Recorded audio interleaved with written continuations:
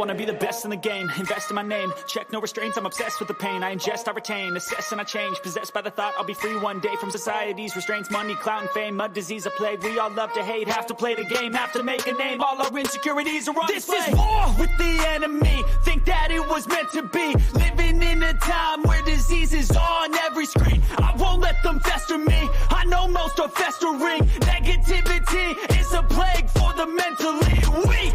No mercy, all I got is working. Never stop searching, never quench the thirsty. I'm toxic and psychotic, with this logic you can't stop it. It's been chronic since I was a boy, so neurotic and chaotic. I'm built to last with the webs I'm weaving. I could change the past with all I'm achieving. Got my foot on gas, never stop competing. If you break like glass, then this life's gonna eat 'em. Make mistakes real fast, then you learn how to beat 'em. If you take off the cast, you can see all the healing. If the pain's in the past, move on from the grieving. Put your foot on the gas, no, never stop competing, yeah. I've been doing this, I'm on it, I just wanna be iconic.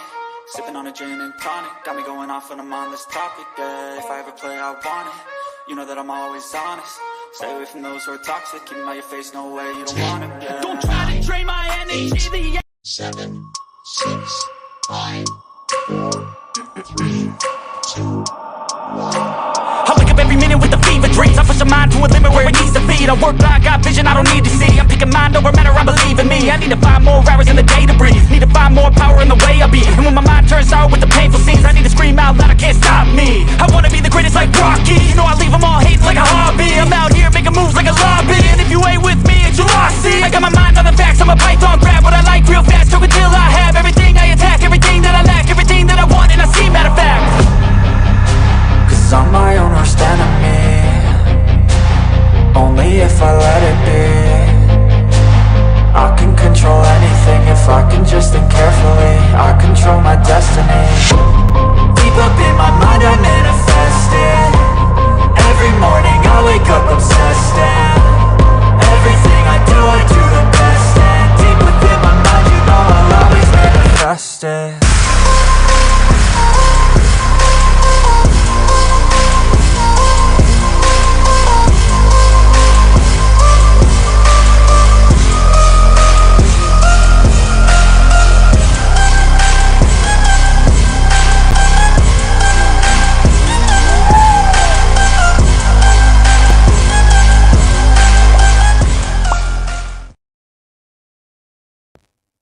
What up, though? It's the word. You see the title. We gonna talk about it. But first, let me get into the chat.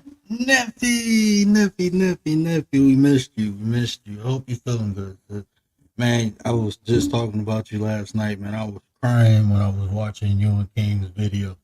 I'm like, oh man, no, they didn't. Good food, good entertainment. Y'all go check out Sub. Now, if you drop your link in the chat, I think Nightbot is off. I gave Nightbot the night off, but definitely drop your link in the chat. I'll go show Nephew some love.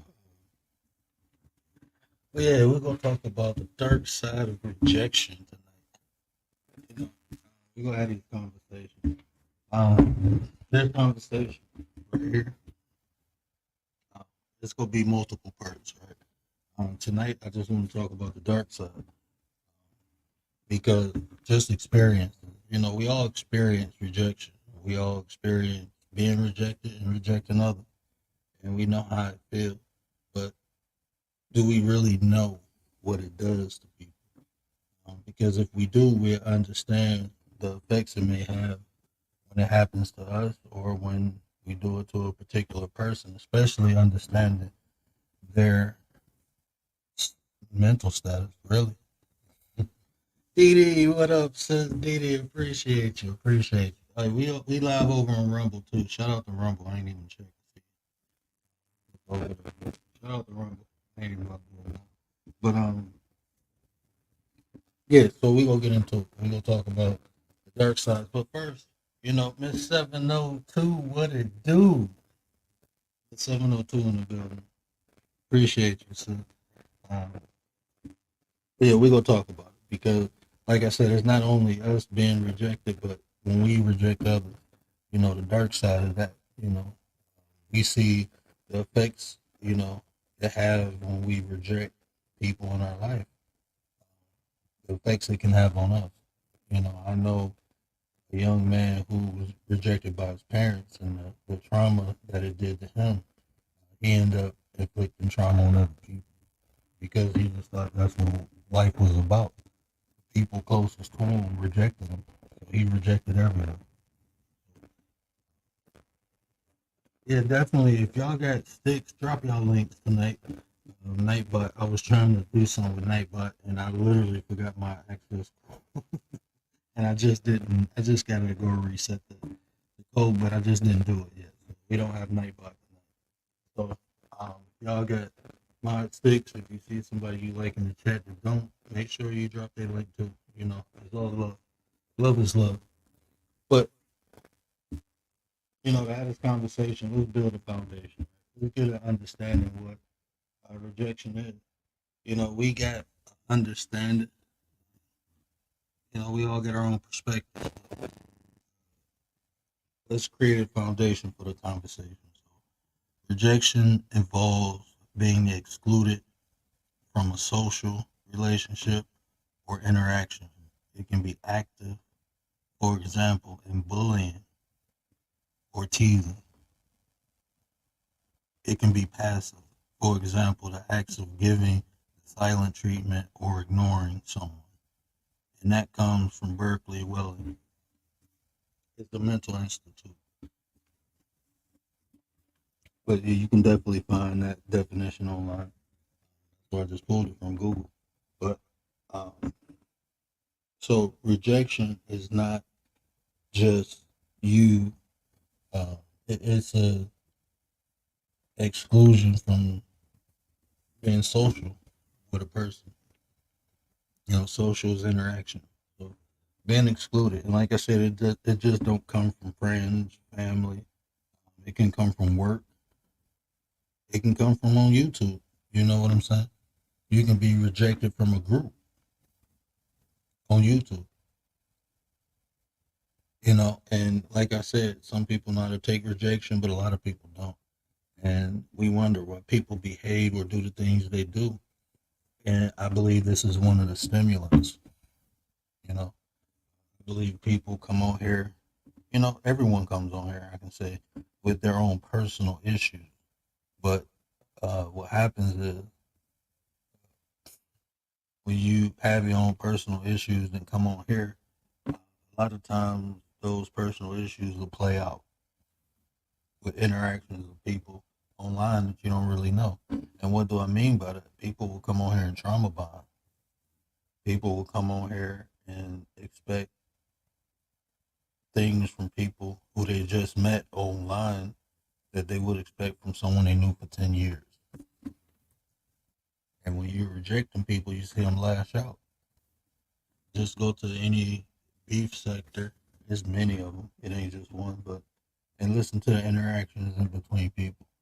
And you can sit back, especially after this conversation, and you can tell what stimulated the whole interaction was rejection. One party rejected the other party. Drina, what up, sis? Appreciate you, sis. Appreciate you. But you will see that. Yeah, be safe, Stockton, Drina. Be safe. But you can see that. Someone got rejected, someone got excluded from the group, and the effects that it has. You see people, going at one another. So identifying this in yourself and identifying in other people, that's why we had these conversations. My whole purpose is to create understanding, give people the little tools that they can use to make big impacts on their life. It's the little subtle things, like understanding different personalities. There's a lot to go into it. A lot of people can't go educate themselves. But if I got information, why not share it? That's why I do what I do. So even this conversation is huge because you hear me say I avoid people on here. And I do it on purpose because I already identify different things in their personalities through the actions they do on here. And I already know. And that's not me judging no one. That's just me understanding who I am and getting to understanding who another person is. I'm not about to have no interaction with people that I'm not going to have a positive interaction with. So if I identify something conflicting in the personality, I'm going to avoid it. There's billions of people on this planet. Everybody ain't going to get along. But getting into it.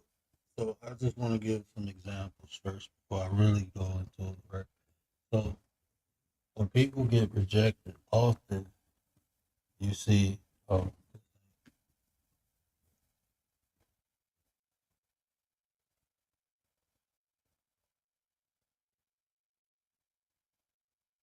oh no,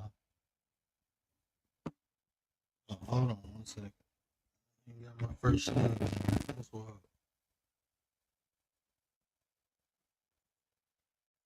Hold on, gotta put a slide in.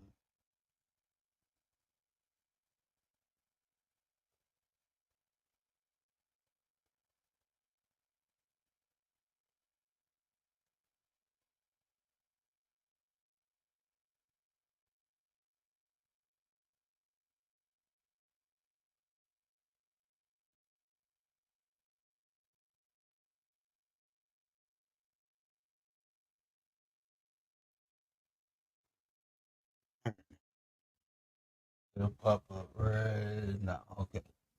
So rejection can lead to anger and jealousy, shame and embarrassment. Like I said, we all have experienced rejection on different levels. Either we was the party rejecting someone or we got rejected. I can honestly tell you in certain circumstances when I faced rejection, I did feel embarrassed. I didn't feel shameful, but I was embarrassed and I was angry. We see it in other people. When we reject people, they lash out. You know, the increase in anger and annoyance leading to violence. You've seen people get rejected and become violent. I know many people can probably get testimonies on that, especially female. Me as a male, I can tell you, almost every time I rejected a female, she lashed out. I don't, I don't honestly, just from my own personal experience, I think men can handle rejection better than females. I think men get rejected more than females, so we probably have more experience with rejection, and I don't think females experience rejection on the level that we do. That's just my personal opinion, you know. And then the person can act in a passive aggressive manner. Um, Going back to the first original definition of rejection, when planning a silent treatment or ignoring someone. So it's different effects that it can have on a person. But being able to identify what's going on, you can better know how to navigate and interact. Because I tell you this, people giving you that energy because you a passive aggressive energy because you rejected. Uh, I wouldn't even mind them. It's the aggressive ones, the people who get violent. You have to know who you're dealing with, especially females. Miss 702 came on the panel last night and was telling stories. Her and Nexie was talking, telling different stories. Miss T was in the chat telling the story.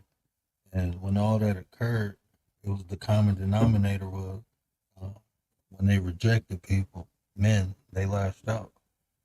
You know, I've seen it. I have stopped my homeboys. Like, chill out, bro. Because a female rejected them, and now you want to call them a B.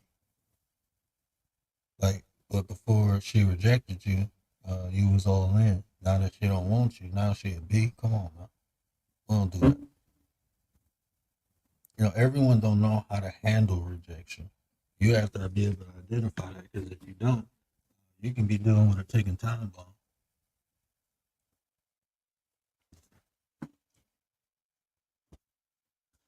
First of all, a woman was Yeah. And see, yeah, it's so different from everyone's own personal, experience. I just know. See, you as a female, like you said, you probably experienced that. But I'm telling you, females go ham. I remember, look, man, I was at a strip club and I didn't want a lap dance from a stripper, and she started going off on me. Like, hold on, bro, I gotta pay for this. I don't want it, and you mad because I don't want? Nah, I don't want you on me. I got these jeans cost $600. You think you about to get a stain or something on them? You got me bent. No, I don't want you sitting on my lap. I'm straight. Came here for a business meeting. But she got so mad cussing me out. She was like, I was like, don't throw no drink on me. I just told you my pants are $600. We gonna have a problem. Do not throw no drink on me. Cause I don't want it. I'm straight. Like, go find somebody else. There's a lot of dudes in here, and you tripping because I don't want to lap dance. It was crazy. I'm telling you. Anita, what up, Petty Piper in the building? Yeah, so but it differs from different, and like I said, and I would say this: the outburst of the rejection, I think, is worse, with men, because just naturally we more destructive than women, just naturally. So when we get rejected, you know, we hawk up.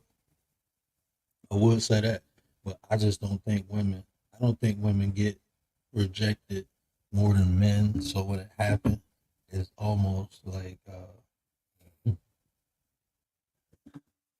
it's almost surreal when it happens. But rejection can lead to anger and jealousy. We seen this, we experienced it. We see people, who even on this app, like I said, you can reject someone on here, and then they can declare war on you. Like, hold on, I just don't want to be cool with you. What's all this other extra stuff? Like, I don't even know you like that. Like, people will declare war just because you don't want to interact with them. You know, that rejection, and it has other effects too. So, looking at the other side of,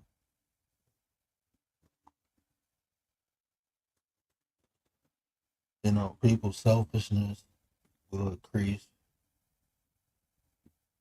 When you think about, like I said, even you ever like females, I don't know if there's that many males in the chat. I don't even know if there's any males in the chat.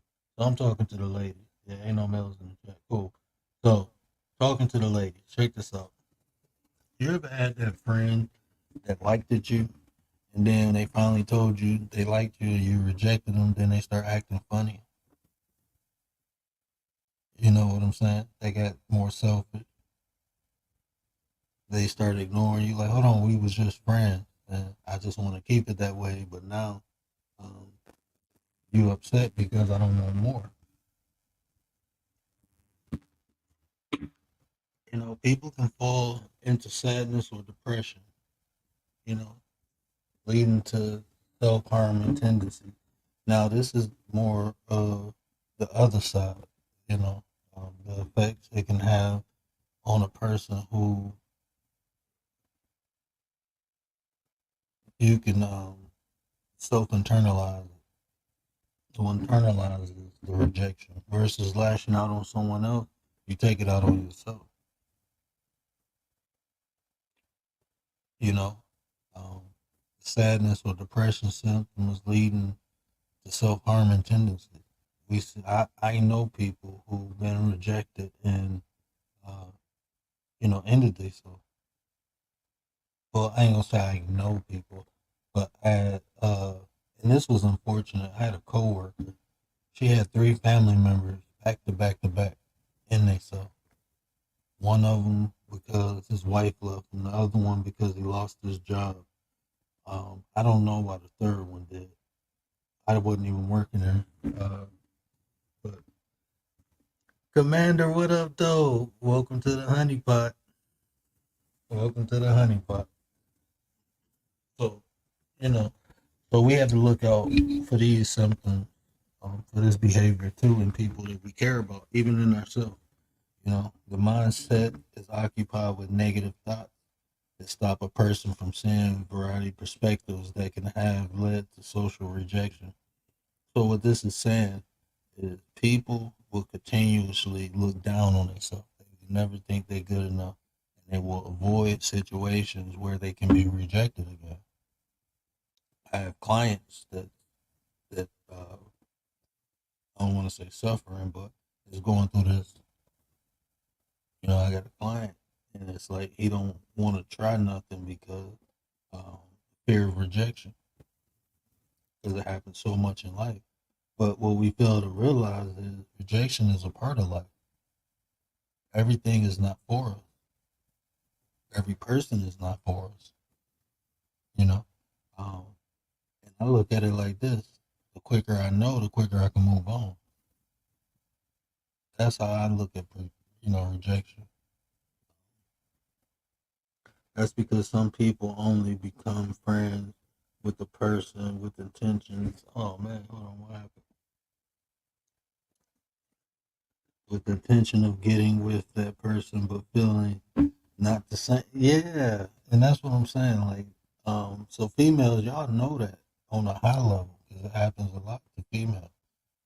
I had a female friend who she, I thought we was just always cool, but when I married my first wife, we fell out because she liked me, and I'm like, I didn't know you liked me. I thought we was just, you was like my little sister. I was just looking at you like my little sister. I wasn't, but she got upset and mad. We fell out, and I haven't talked to her since. We was friends for like 7 years. Wow.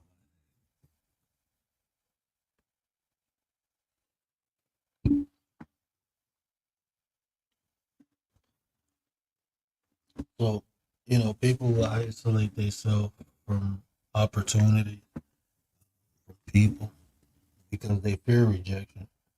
You know, the selfishness to kick in. Imagine all three. Well, I ain't gonna say all three, but rejection also builds anxiety.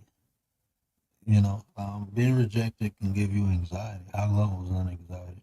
It's said that rejection is like the pain that your body feels from being rejected uh, is equivalent to stubbing your toe on the wall or the corner or something. It says it is equivalent to that. Serious, what up, though? Love me, love you, love you, love you, love you. Miss you, love you, miss you.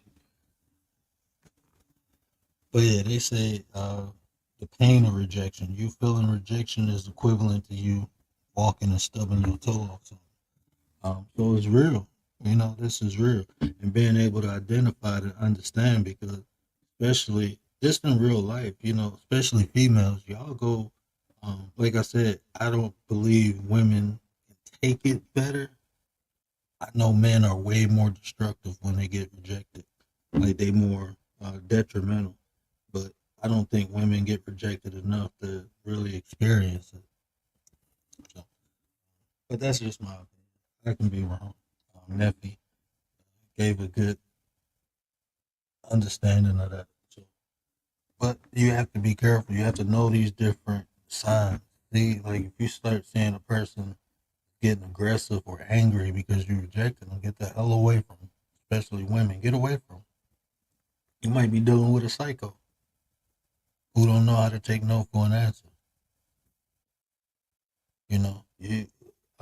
Life you get one chance, one opportunity. So you it's some chances that you shouldn't take. Me personally, dealing with unstable people, I've been lucky in my lifetime to have weathered the storm. But I know a lot of people who aren't. We see it on the news every day. People will end their whole family because they depressed. So you have to understand who you're dealing with, who you land with, especially women. You got to be careful who you land with, because man, you have. Look, I'm gonna tell you a secret. Some men, well, y'all know this ain't a secret, but some men really feel like they are created to dominate women. And when you're dealing with men like that, you have to understand. I don't care how good they treat you. Honestly, you're viewed as property. Once you get with them and they have that mindset that man supposed to dominate women, you're property. These be the dudes that tell you, I can't have you, no one can. Like, how crazy is that? You know how many people on this planet? Some, if somebody don't want to deal with me, it's man, okay. There's a billion people here. I'm not crashing out because a female don't want to be with me. But there's some dudes who are like that. That's because they feel you property.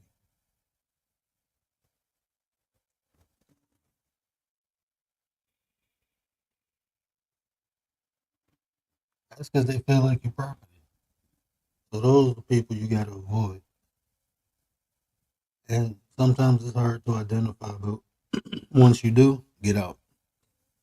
Get out and get away.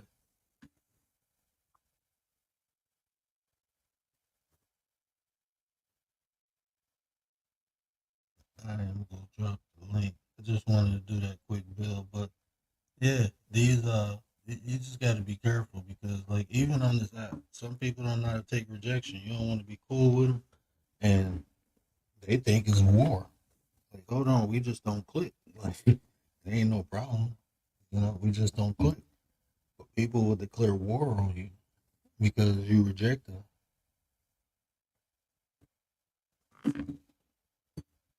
I mean, this app is nothing but a micro to the macro. It just shows you what goes on in real life. It's hard to believe people come on here and do things that they don't do in real life. I know a lot of people come on here in character and act, but trust me, somewhere, somehow, they probably don't do it in a public eye. But people be showing you who they are. People will show you because it's more comfortable. They more relaxed online. So people will show you who they are. And a lot of the stuff they do on here, they probably hide it in public. I heard one content creator say, if my dad knew what I was doing on here, he'd kill me. Like, what?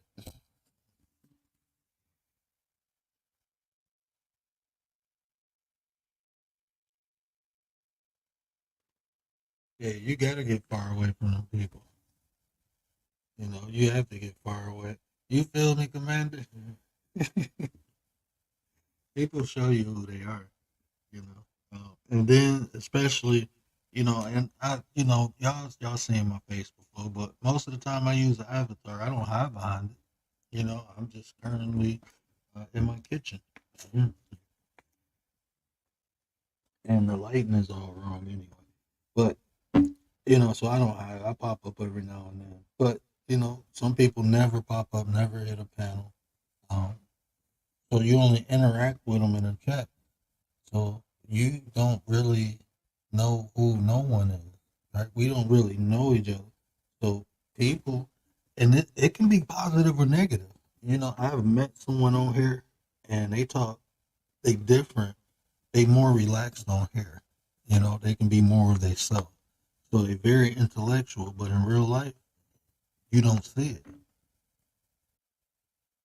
So it's not always negative. There's some real cool people on here who are relaxed and they can just be natural and talk. Like even the conversations we have, Nate the Great is in the building. What up, brother? Even the conversations that we have, I have them with real people, like in real time.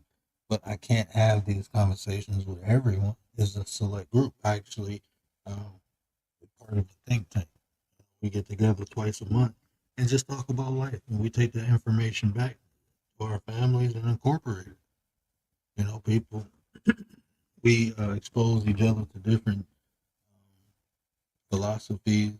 Like I'm more the spiritual Christian person, but I got one boy. Like I know etymology, I know the creation of words, but he has a degree in it.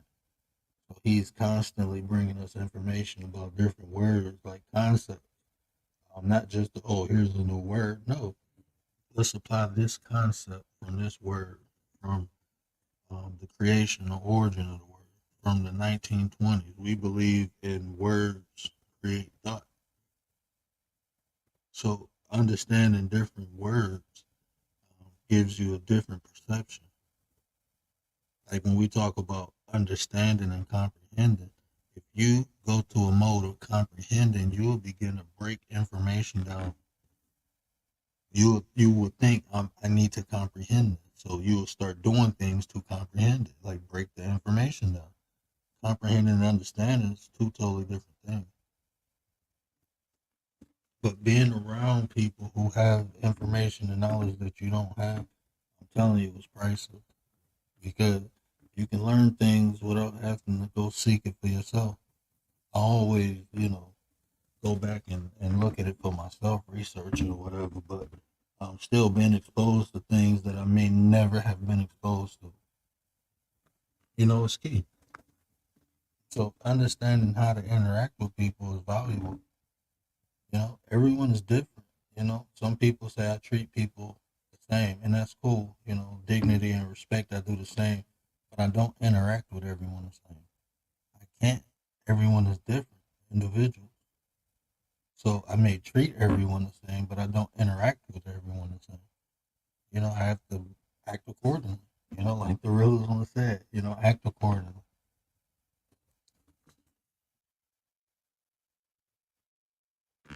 Yeah.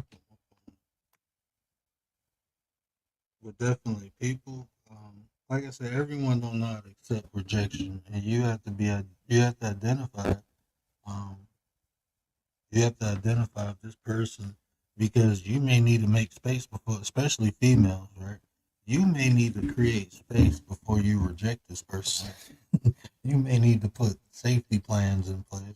I'm just being honest. This is reality talk. It's always better to prepare.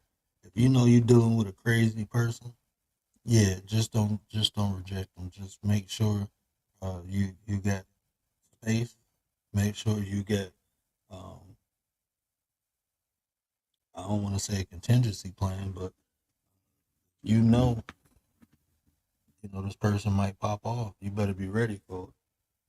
So you think when it comes to rejection, do you think it can have something to do with a person's childhood as to how they take? Definitely. Um, like I said, if you've never been taught how to handle something, especially anything that involves emotion, if you haven't been taught how to handle that, it can definitely have an effect. I mean, even me growing up, right?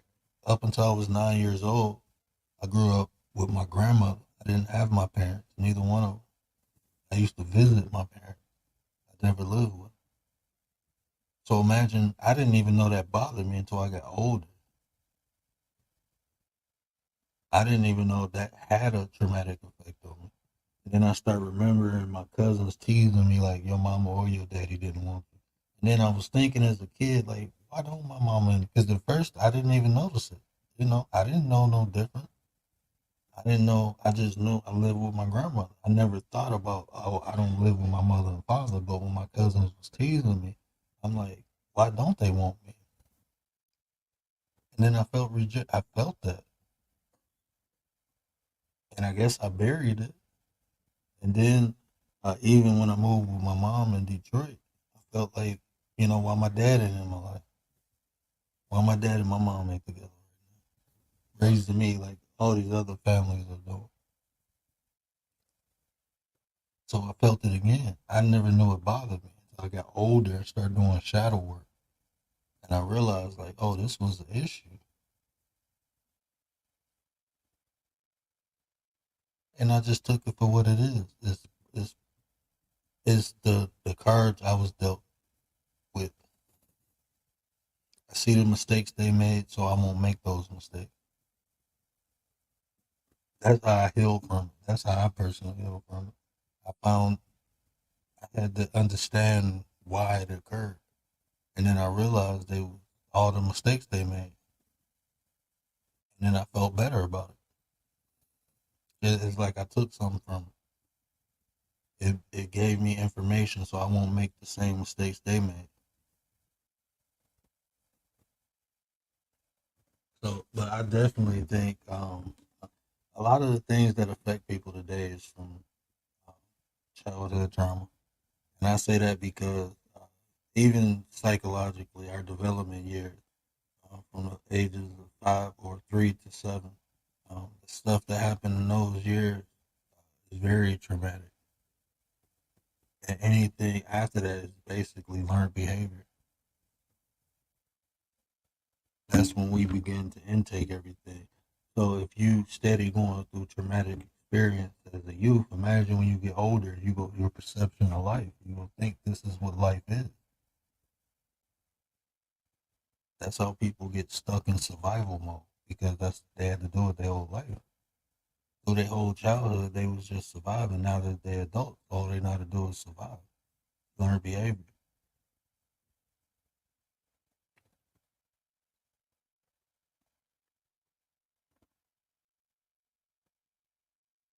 Yeah, so that's definitely a lot of rejection issues.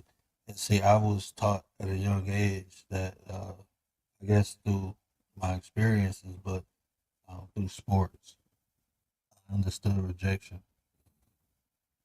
You know, not being picked, not being on the first team, not winning a game.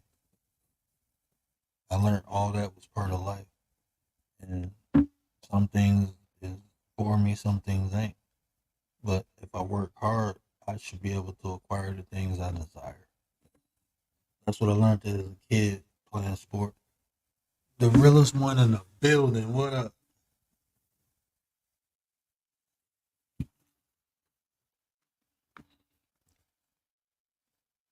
I think I Candyman you. I think I said your name 3 times. I think that was Candyman.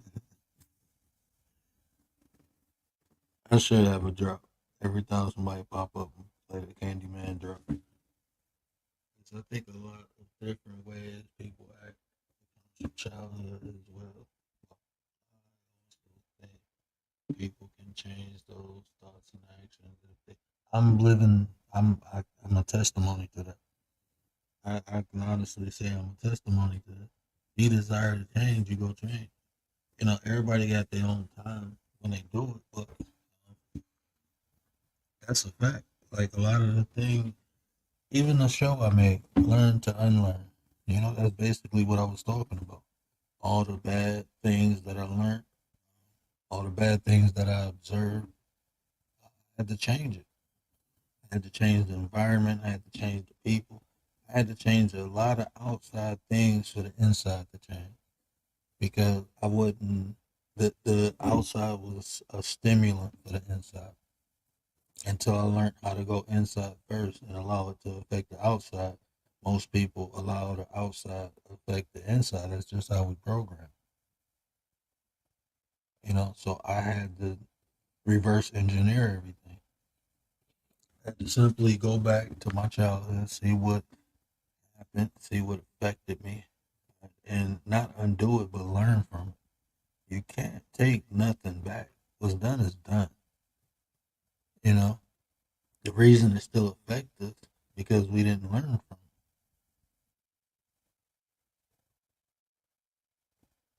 it. And that sounds probably simple or insignificant, but the reason I say that's why is because once you understand why a situation happens, you know what you can do.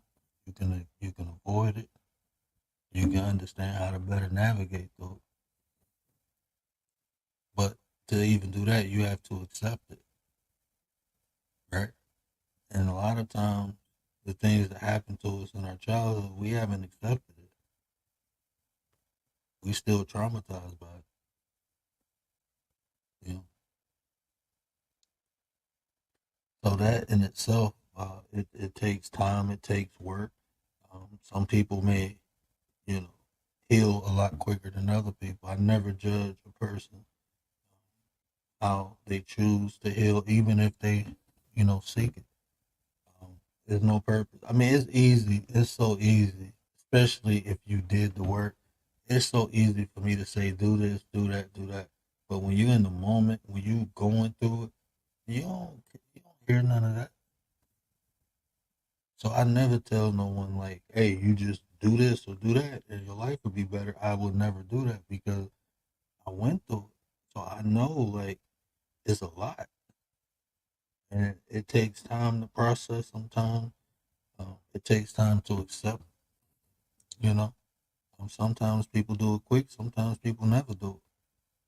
But I do understand this. It don't happen until you really ready for it on an individual level. I mean, you can go to AA meetings and learn that quick. You know, you don't nobody fix themselves or even ask for help until they're ready. You can force them to do it, but that's what relapses are, because they wasn't ready. So even these conversations, the only thing I can do is the information. There it go.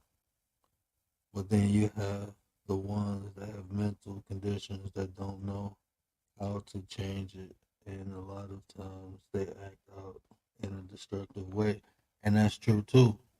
Unfortunately, we have people who have chemical imbalances, and it's, you know, I'm gonna be real.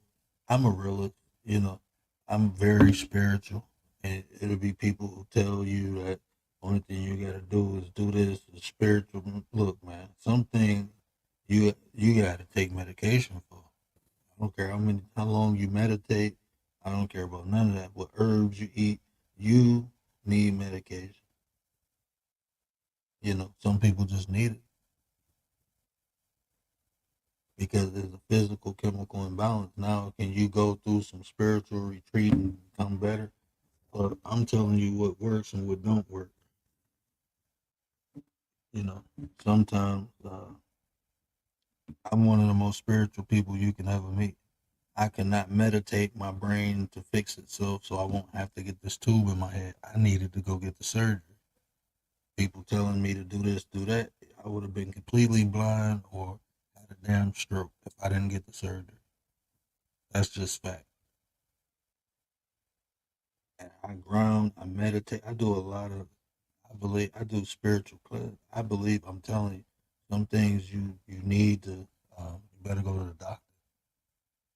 You know, everything ain't gonna be fixed with prayer and all. I'm just being real with you. You can hope and wish. People expired because of that.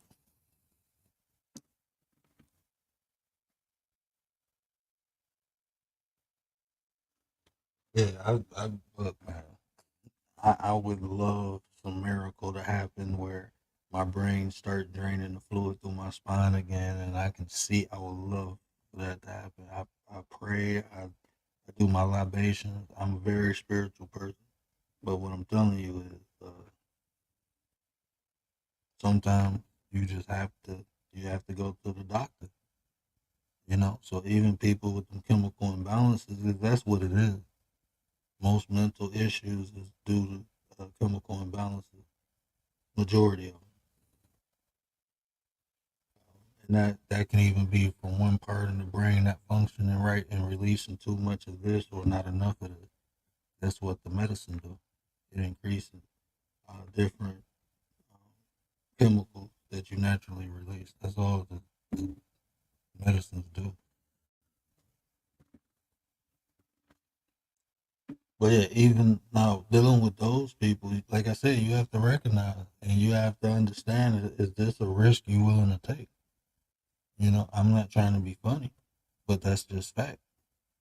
Like some people, you take risk dealing with. And you need to recognize, is the risk worth it to you in your experience? You know, I had a friend who he was bipolar. We ain't cool no more. I ain't look. I feel for you, but I can't. You don't want to take your medication and you have an episode. I ain't dealing with that. If you was doing what you was supposed to do and things happen, then yeah. But you deliberately not taking your medication, I'm straight. I'm not gonna be around you. I might have to hurt you. I don't know if y'all ever dealt with a bipolar person, but when they go to that high rage, when they get into the not the low one, because bipolar you either high or low. When they go to that fierce anger, them motherfuckers be like superhuman. They strength like, nah, I ain't dealing with that. I'm not dealing with that. So So you just have to recognize, and like I said, when you like on the internet, you even see what happened on the internet. You reject somebody on here. Um, I hope you ain't telling none of your personal business because it'll be out by tomorrow. People weird, man. You reject a person on here, they declare war on you. So you have to be careful. Rejection can turn into obsession. People start cyber stalking you. People start stalking you in real life. Nate was talking about being obsessed.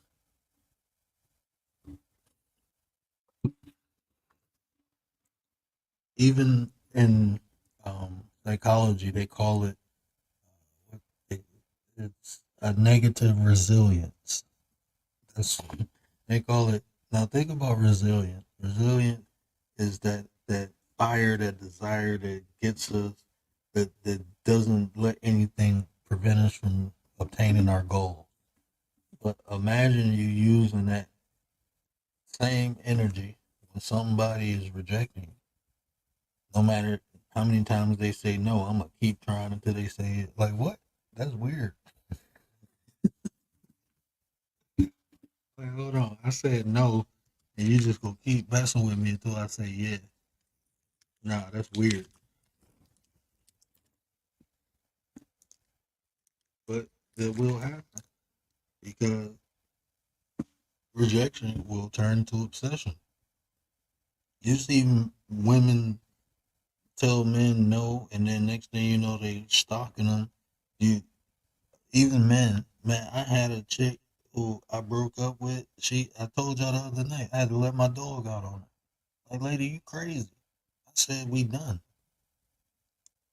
So it can happen either way. What was my man name off Moesha? You remember my man on Moesha?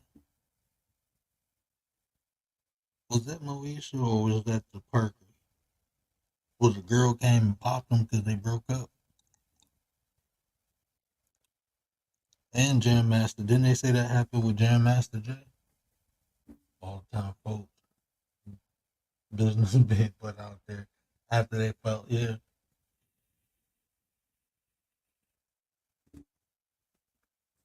And that's what I'm saying. You have to be careful who you deal with and know how to create space because there's some crazy, weird people out here, man. You reject them, they reject you, but they do it in a different way.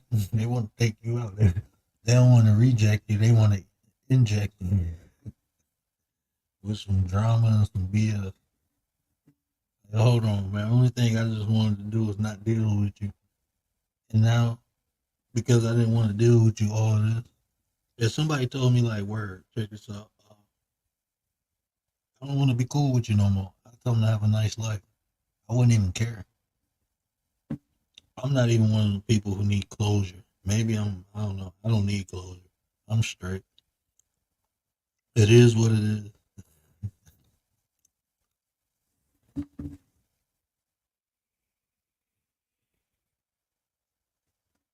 I'm serious, Commander. I broke up. Well, a girl broke up with me and then called me the next day like, damn, you don't want no closure or nothing? Like, what? Why is you calling me? Then she got mad at me because I asked her why she called me. Like, you dumped me. What I need closure for? But there's some people out here who they don't take no for an answer. And you see the telltale signs, especially women. I just gave y'all the sauce. Once a man feel like he needs to control you, you property. A man think you property, you leave when he say. That's why they always say, if I can't have you, nobody can. Yeah, people will, even on this app, man, I'll be like, hold on, man, y'all, I ain't screwing none of y'all. What is y'all all up on? Like, people be getting on some next level shit on this app. Like, hold on, man, we ain't screwing. I ain't paying no bills. You ain't paying my bills. We cool, but not like that. Like, I knew you for 2 months, and you talking about loyalty to what? What are we being loyal to? Like, can we learn one another? Can we get cool first? You know, can we have some interaction? Like, I gotta declare my loyalty to you because I said hi to you in the chat. Like, you weird.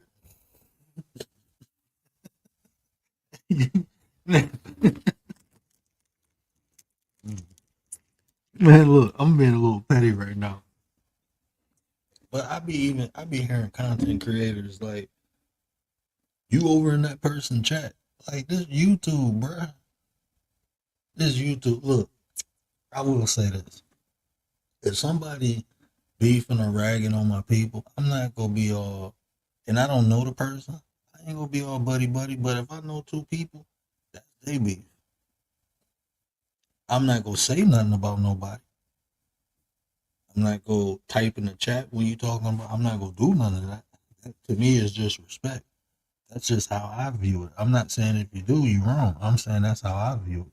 That I won't do it. But at the end of the day, this is an app, and I'm here to listen to people. You know, so even if someone is saying something negative about somebody I like, I'm gonna listen. I'm not gonna believe it. I know how to intake information and see things for what it is. You know, I don't base my opinion on nobody from some. I base my opinion on people from my own personal experience with the person. Because at the end of the day, maybe y'all just had a bad interaction and that was a result or that was a reaction. You know, maybe you caught the person on a bad day. You know, if it ain't a person's behavior, then, you know, it ain't a person's behavior. You know, we all have our moments. And you might catch somebody on a bad day and they might lash out on you. And now you going around YouTube declaring they the worst person on the planet. Like, nah, that ain't true. It's just your interaction was messed up. I see that a lot. So I don't base nothing. But then you can see people's natural behavior. The same thing keep occurring, and that's just what it is. You know, so but it's people like, oh, you was in this person chat, you ain't loyal. And I'm like, hold on, bro, we just in the chat. You know, it's entertainment is whatever this is supposed to be. You know, person comes support me, I support them. Do I agree? I don't agree with. Look, man, I'll be honest with you. It's not you. I can get along with everybody. I don't agree with half of the people I know. Me and my dad go back and forth all day, every day.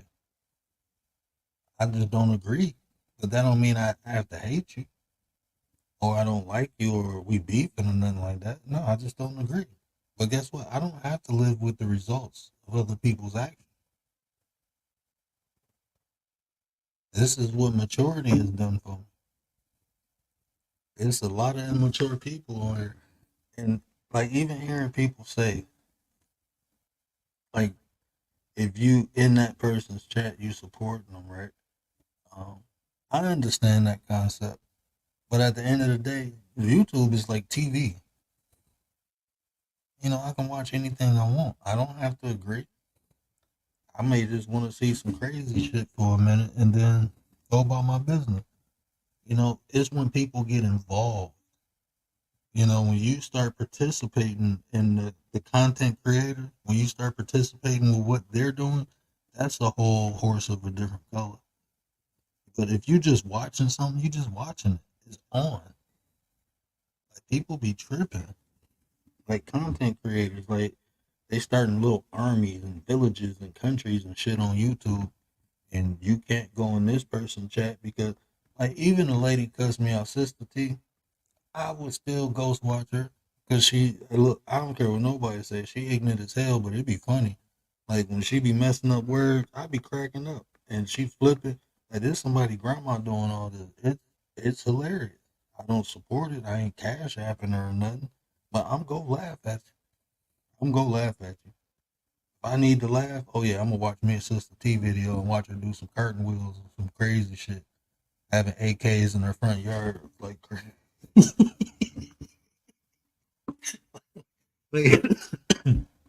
Oh man, like, like she really doing this shit. It's like y'all remember Jackass? It's like a Jackass 2.0 watching her. That's how I feel. I don't care. It's entertainment. You can say whatever the hell you want. I don't care. We watch people do stupid shit every day. So People get too emotionally involved. That's why, and see, that's what I'm saying. Like, once you start participating, that's a whole different story. But if you just want to watch, then you just watching. No thing, and I don't blame you. I don't blame you because even then, like, I'm not gonna lie, it's some cool. I met some really cool people on here, and I do vibe with them. You know what I'm saying? But we don't be up here talking. We talk about life or the content. You know, we don't be doing all that weird shit.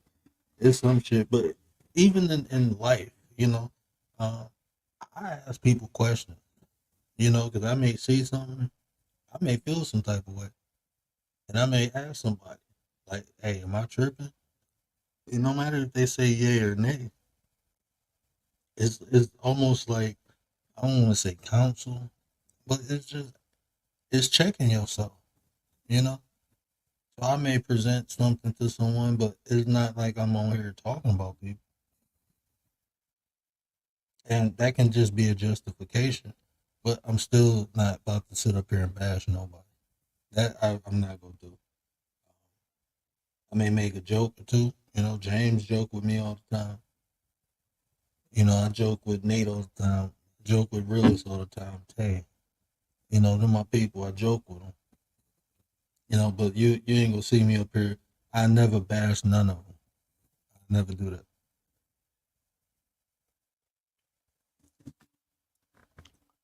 People have to understand before we became creators. We watch YouTube. That's what I'm saying. You watched it.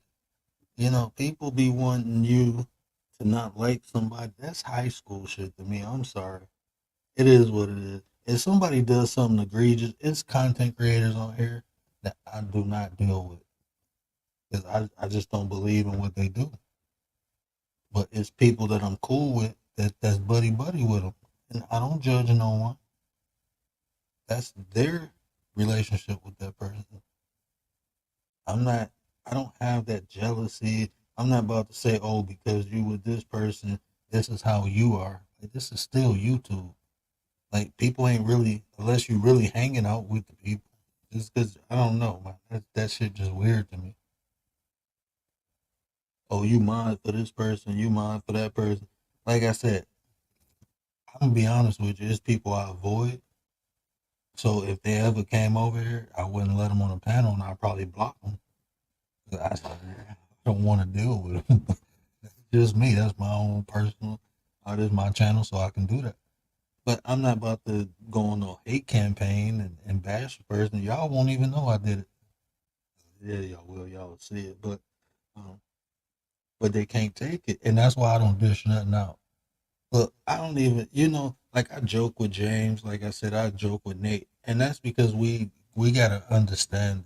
You know, I joke with Tay. She know I'm joking with her, and if she feels some type of way, she knows she can say, "Hey, that wasn't cool," and I apologize.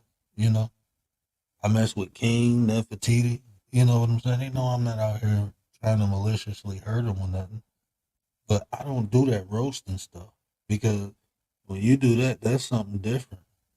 And you can just be playing, but maybe you said the wrong thing to the wrong person. You know, so unless we got to understand it, I ain't playing with nobody like that. I ain't playing with nobody like that. You can say something as a joke, and somebody like even that dude, that one dude, I had a drop, but only thing I said was silly rabbit tricks are for kids. After that, I became a BAN. Hold on, bro, it ain't even that serious. I don't like the N word. I don't. Especially if you say it aggressively like that, I feel some type of way. But if you just say, "Hey, what up, my N," I won't take offense to it because you don't know unless you know me. But when you get aggressive with it, I take offense to it. I don't like being called that. So when he did that, that's one of my boundaries. I felt some type of way.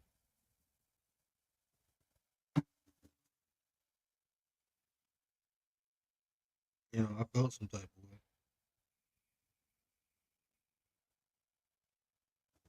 But YouTube is YouTube. You know, you can make it part of your reality. You know, And if you do that, you have to be careful who you interact with because you don't know nobody. And if you ain't a good judge of character, you can get flipped up, wiped down, and rubbed down on here. People sending personal pictures and stuff and getting exposed doing all weird stuff, man. You don't know these people for real. Like, and people don't even take the time to develop a relationship with people. Let it happen organically. Knit 702, what it do? You at home yet? Bring your butt up here. Yeah, let it happen organically. You know, when you're dealing with people on this app, cool people just gonna be cool people. A cool person is not gonna mind um, developing a relationship. They will almost seek that. Okay, don't rush things. Just let things happen. You know, you can bond with somebody real quick right away, or sometimes it just take time. But let it happen organically. You know, don't force it. It's people. I don't know, man. It's people. Hold on, I'm about to drop. I didn't. I don't know why it don't stay pinned. I think I be hitting something.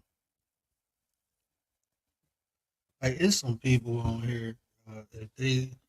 If they needed something tomorrow, I'd be like, you got it. Because they just cool, genuine people. Never changed up. Always been the same. You know, and just being understanding. Miss 702, what it do? Hey, I ain't gonna lie.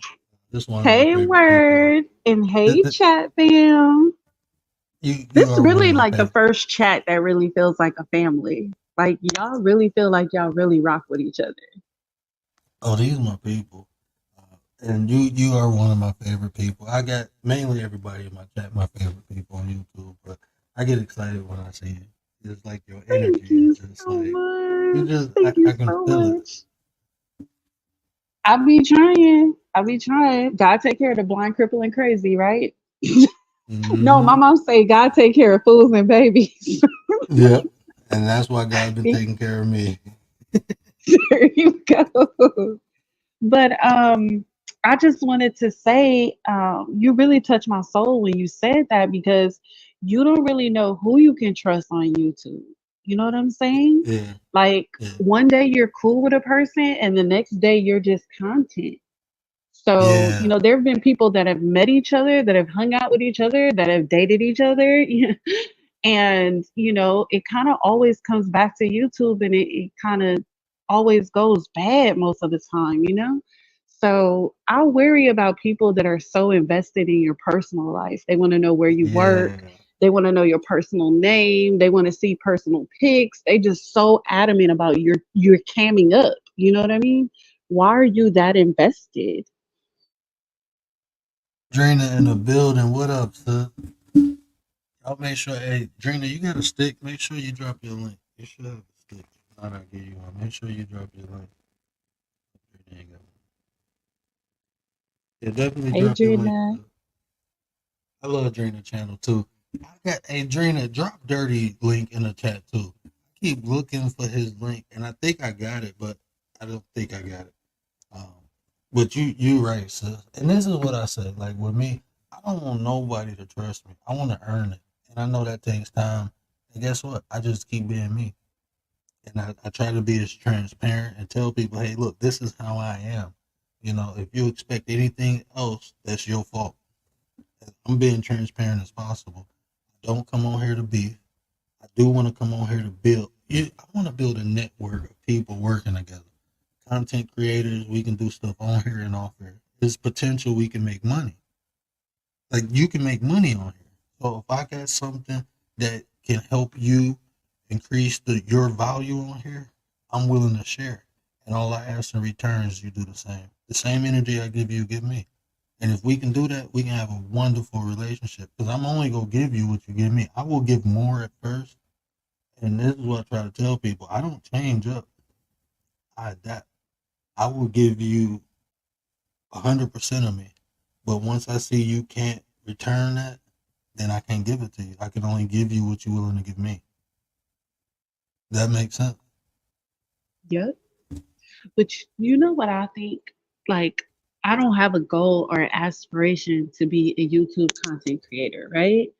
I Mhm. sometimes have a thought and I'll go live, but otherwise, I really like um, learning from other people and supporting other people, right? But I can see as a consumer where some people's pages don't grow and they don't get the success from YouTube. And you know why I think the number one reason that is because people forget you got to take care of people first. Like you're Mhm. running a legitimate business. You do the drops, you do the edits, you have all the layouts on your page, and people have all that, right? But Mhm. when you go to other pages, do they take care of people the way you take care of people? This is really like church. When we come into your house, you really address all of us and you really make all of us feel seen and heard. And when you go to other people's pages, they're bigger than the program. And I think that's why they don't be growing like that. I appreciate that, sis, because I try, like even this channel, I don't say church, but that's how I envision it. Like people can come in, we can get the word, and we can leave out. We can congregate, we can build. I'm talking about like one of them old school churches when they had dinner after service, when they had community. Fellowship. Yeah, talking about one of those. That's how I envision it. My bad, y'all. I logged out a night by mistake and forgot the code. I just got to reset the code, but I didn't have time to do it. I was trying to take out the membership command and I logged out. I don't know how I did it. But so Nightbot will be back tomorrow. I got to figure out the code. Well, I think I know it. I think it's I'm saved on my definitely phone. on the kitchen ministry with James and Nate the Great. Nate, yeah, you gonna have to wake Nate up because he gonna be in there cooking and eating and having food comas. So we need somebody in there special to keep Nate woke. Yeah. But yeah, that's how I try to do it. And I swear I try to be as personable as possible. And sometimes I think that's to my detriment, but that's just who I am. I do this in real life.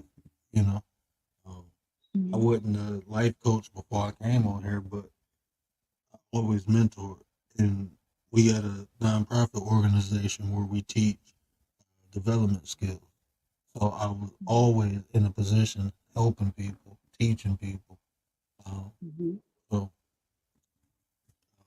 this is what I do. So a lot of times people, I can see it, I can tell if a person is willing to, seeking help or seeking change versus a person who um, just joined the crowd.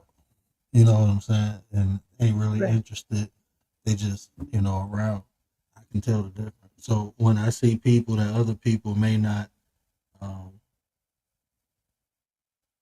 consider salvageable, I Mhm. still help them, you know, because that's what I do in real life. So there's people on here who others probably wouldn't agree, need a second, third, fourth, fifth chance, but I understand the process and I understand this person actually has a desire. And sometimes, people took up, chances on me. So Mhm. as long as I feel like that person is willing, is worthy for me to take a chance on, I will. Mhm. Mhm. You know what is so funny? You always have like your themes of the day, like what God said on your spirit. And you kind of go through cycles during that day and you know why God put the particular thing on your spirit, right? And so Mm-hmm. today, my like meditation, my concentration was, you're going to laugh in places you once cried. And YouTube is the same way. If you run a safe page, like I know when I'm over here, there's a certain amount of shenanigans that are probably not going to happen. Right. You carry it that way. I know this is a safe space, I feel, for me, right? So Right. I'm going to continue to come back because I enjoy it and I feel safe. You were talking last night about the pages that clown around and act a fool, they get the views, and people are into that, right? But Mm-hmm. eventually, everyone gets hurt and everyone ends up leaving. You know, you got to make it a Man, safe place and you got to take care of people. I'm gonna be honest. Is a person, I ain't gonna say no names, but is a person on here now. and I'm watching them go through some things. And I knew this person from when I first came on here from a chat. So I've always been like, compassionate to this person. And I'm just seeing them go through so much on here now. And I just want to tell them, like, why do you keep dealing with that crowd? Just come over here and chill. If these are conversations you desire, if you want to be able to have these difficult conversations, have an opposing opinion and be heard, just come over here and chill. But I don't know if that person really wants that because you keep going to those same environments. But this environment will be here when people are ready, and hopefully I'll still be here, you know. But I see You'll that. be here. Yeah, You'll be here, dominating. I appreciate that, sis. That's huge, because I Mhm. do put a lot of thought into what I do, um, and I'm really dedicated. Like you said, I'm not gonna sell out. I don't do the beef stuff. Even when we have when I have like conflict and it doesn't get resolved, I put it on private. If it's information in there I want to extract, if not, then I just delete it. I'm not interested in that content at all. That I'm not interested because I want to be an example. you know. And it's hard sometimes. It's disheartening because I know if I do X, Y, and Z, or even if I don't do it, I can allow it to happen, and that'll still no. I'm not gonna do none of that. You know, I would never make content out of a person. I will talk about a situation, and usually when I do that, I use high profile situations. I did talk about Hassan Campbell, but let's be honest, he high profile on her. And Yeah, the stuff that he everybody was doing. talking. Yeah, and the stuff that he doing. But even the way I broke it down, it was different from everybody else. Everybody else Hmm. talking about him. I'm talking about the situation he put himself in. So even that, taking that angle, it's not as popular. But Hmm. I like the hard path. Hmm. Like another thing being a consumer of YouTube, and I don't know why I always go left field, right? But another thing as a consumer of YouTube is like the people who don't show their imperfections. Like if Mm, you're perfect, I don't know that I'm gonna return back to a page with people who are perfect, you know? Because we mm, all growing and we all learning and nobody's perfect, you know? One minute I might be talking about God, but if somebody like offend me, I might cuss you out because I'm just a real person like everybody else. You know what I'm saying? Like I try, but every day you're growing, you know? Um, mm-hmm. when I go to pages where people are too perfect, I'm just not inclined to come back. You know what I mean? Because life is not perfect. Like people are not perfect. Sometimes if it's too polished, you don't feel like it's authentic. Hey, Oh, Drina. Drina hit the panel. yeah, I don't be hitting panels, but you all are talking some real talk. I know I'm late coming in. I just didn't want to keep hecka trying to type, but yes, I Mhm, totally agree with what you're saying. mhm, And especially what Miss 702 said right now about being yourself and showing your imperfections and things like that. People come on mhm, YouTube for different reasons. Some come on at first, of course, we all come on because we feel like we have something to share, we have something to offer to the world, right? mhm, Then it turns into, okay, well, what are my numbers looking like? How many subs do I have? What are my watch hours like? What are my views looking like? I try my best not to get caught up in that, because I have to keep reminding myself, what did you come on here in the first place? Like at the beginning, what was your vision, your mission, your goal? What were you trying to accomplish? Of course, at some point it turned into, what are my subs looking like? I need to get my subs up. I need to get my watch hours up. But then I have to keep reminding myself, what do you come on here in the first place? Where God knows what we can handle, right? He knows, God knows what we stand in need of. So God already knows what I can handle.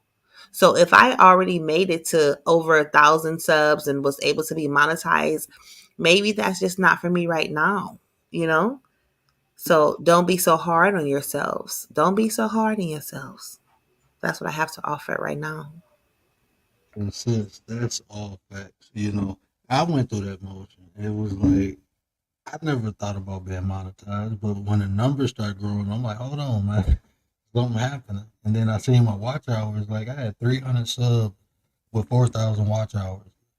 So that I'm like, okay, I need the subs to get monetized. I start thinking, well, what can I do? But I never had that notion of um, going off my path. That I never did. But I did. It got me more creative. I need to learn how to edit. I need to do this. It was more like, what can I do to add more value to make people want to come? I didn't. I had an opportunity to sell out a couple times, start beefing with people. But you're right. You have to constantly remind yourself, what did I come on here for? What did I? Because it'll be temptations. It'll be different opportunities. They may lead you off that original path. And when you off, just like in real life, when you fall off, when you go down that wrong path, you got to circle back. It take time to circle back and go, down the right path. So that's very important what you just said. Right on. It's like what can I handle? Can I handle being monetized right now? Can I handle going viral right now? Can I really, really handle that right now? That's a question to ask yourself. Can you handle that right now? Oh Really? man, you speaking to me because when I first got monetized, I wasn't ready. You I wasn't ready. wasn't ready. I didn't know what the hell I'm doing. I'm like, oh, memberships. This, what can I offer? This. Now that I'm demonetized, I got a whole plan Mhm. for it. So when I Mm. get monetized again, it's gonna look a little different. I'm gonna even I didn't do know you the was demonetized. What happened? Rudy. What up? Everybody getting demonetized. Yeah, reuse content. Wow. You know what? This the funny thing. Did you notice when everybody was getting demonetized when they added that green screen to the remix? A lot of people got demonetized from I was never monetized, so I don't it. know. Yeah, if you using that green screen and you ain't talking in the video, you'll get hit with reused content. You got to talk in the video. That's the common denominator on people Oh. I know. If you do a green screen and it hit like 2-3 thousand, oh they go flag you. What you mean using a green screen? What do you mean? I If mean, I know about a green screen, but help me if Like understand. when you remix the videos, you know how people were yeah remixing other people's videos, but they I wouldn't see say the remix. anything. They would just have a yeah, blank screen and put some wording or something on it. They wouldn't say and anything. even if you put your face on there, my face is on all of those. My Oh. face is on all of them. I'm making little funny faces and everything. Nope, you have to talk. You But have they to allow add you to commentary. do that? They allow you to remix it, and when you remix it, they demonetize you? I'm confused. Yeah, but it's like allowing someone to have a gun, going to get a gun permit, and then just going to shoot somebody. You still have to follow the regulations and rules. Are you So when serious? you, That's crazy. yeah, I think it was a so YouTube trick because they got so many channels demonetized by man, doing that. But why would you Right. follow, allow people to do it if you know that you don't allow it? You know what I'm saying? I and don't know. it's It's crazy.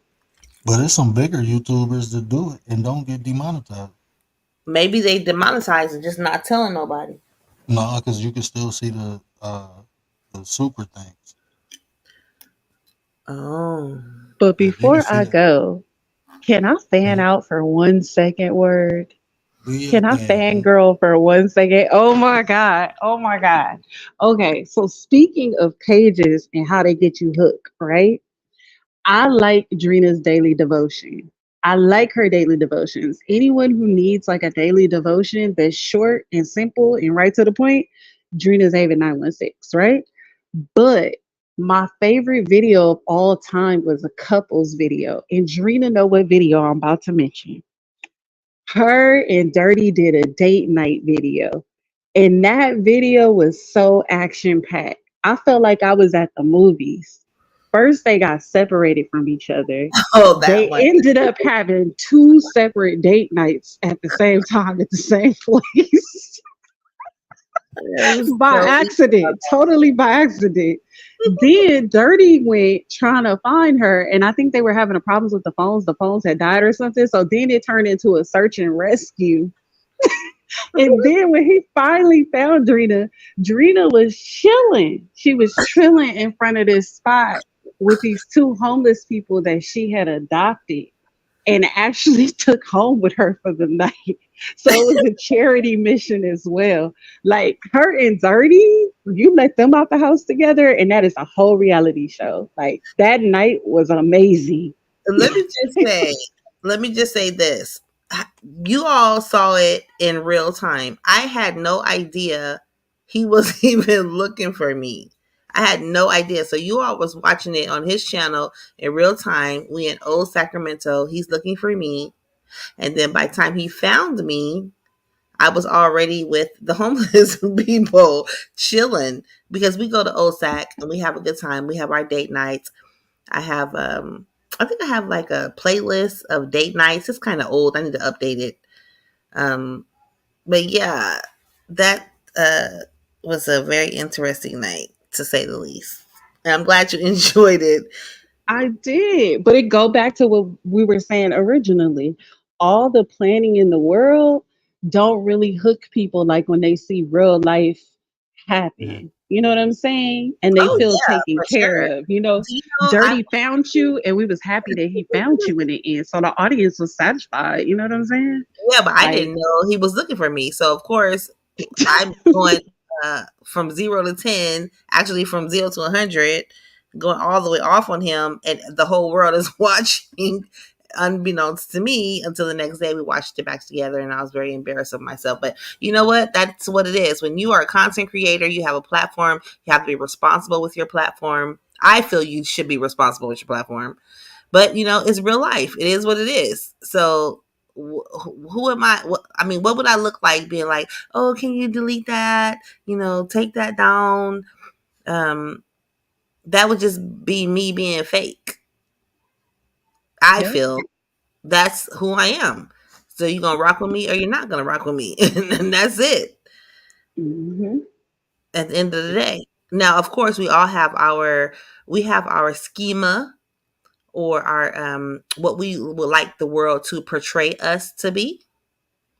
And then there's a part of the side of us that we don't want people to see us as, because we're human. We always tend to say, I don't care what nobody think about me. I don't care what people think about me. I don't believe that. I think we do care what people think about us. I really do. And to a certain Yeah. extent. Yeah, I would say I took that program out, and it's not completely gone. The people I care about, the people who I like, I care, but just a random person, I really don't. I promise you. I don't. But what you're saying is fact, because um, even when we talk about rejection, right? You know, us as humans, we have this desire uh, to be around other people, to be attached to other people, and them liking you is a component of that. So I definitely agree with that. People say it as a defense mechanism a lot. I used to. I said it until I believed it, but it's still the people I care about. I do care what they think about me. You know, so that's fact. Appreciate you, Miss 702. Why can't I see Rudy in the chat? Rudy, you still there? Ain't nobody blocked Rudy, did they? I didn't block nobody, and I can't see how many people are here, but um, I see the comment. Oh, she said she got a drop. Oh, right on, Miss 702. Yeah. Yeah, Miss 702 come up here, drop the sauce, and then drop out. That's my girl. love That's you, my girl. love you more. That's right. That's what's up. There you go. Manage the chat. Manage the chat. And see, that's the thing too. Um, just like what she said. I enjoy, even if the chat is small, I enjoy real people. Like, and I don't need to know everybody' personal business. But I do enjoy genuine people, so I would rather have 3 people in the chat than 100 people, and they here for a show, you know. So, Yeah, yeah, yeah. That's facts. You gotta, first of all, my personal opinion is that you gotta protect your energy. Coming into mhm. this YouTube, coming into YouTube and going live and posting videos and stuff was new to me a few years ago. So I didn't know any better. So I had to learn from trial and error. I try to put out energy and content that is positive and motivating. At the same time, I'm not always positive and I'm not always motivated Right. 100% of the time. So it would behoove me, this is me personally, it would behoove me to always just put that type of content out. That's just my mind frame, because when I'm going through something, I feel like, you know what? I can't possibly be the only person that's going through this. I can't possibly be the only person that is celebrating this. I can't possibly be the only person that is experiencing life changes and daily hassles. So that is what I'm passionate about in real life, off YouTube, on YouTube. So I don't mind sharing that part of my life if I'm going through something. If I'm struggling, or if I need, some additional support. I don't have a problem with that. Some people maybe have a platform that have a problem with that. So they only want to put out what they want people to perceive them to be. Perception is reality. So what you perceive to be real is real to you or them. I'm not living in the matrix. And see, me neither. Like when my cousin, passed away, I came over here, I covered the story. It was in the news, you know. Was it painful? Yeah. But that's the reality of life. Stuff like this happens, and if I can get something out of this story to help someone, you know, um, that's what That I came on here for, you know.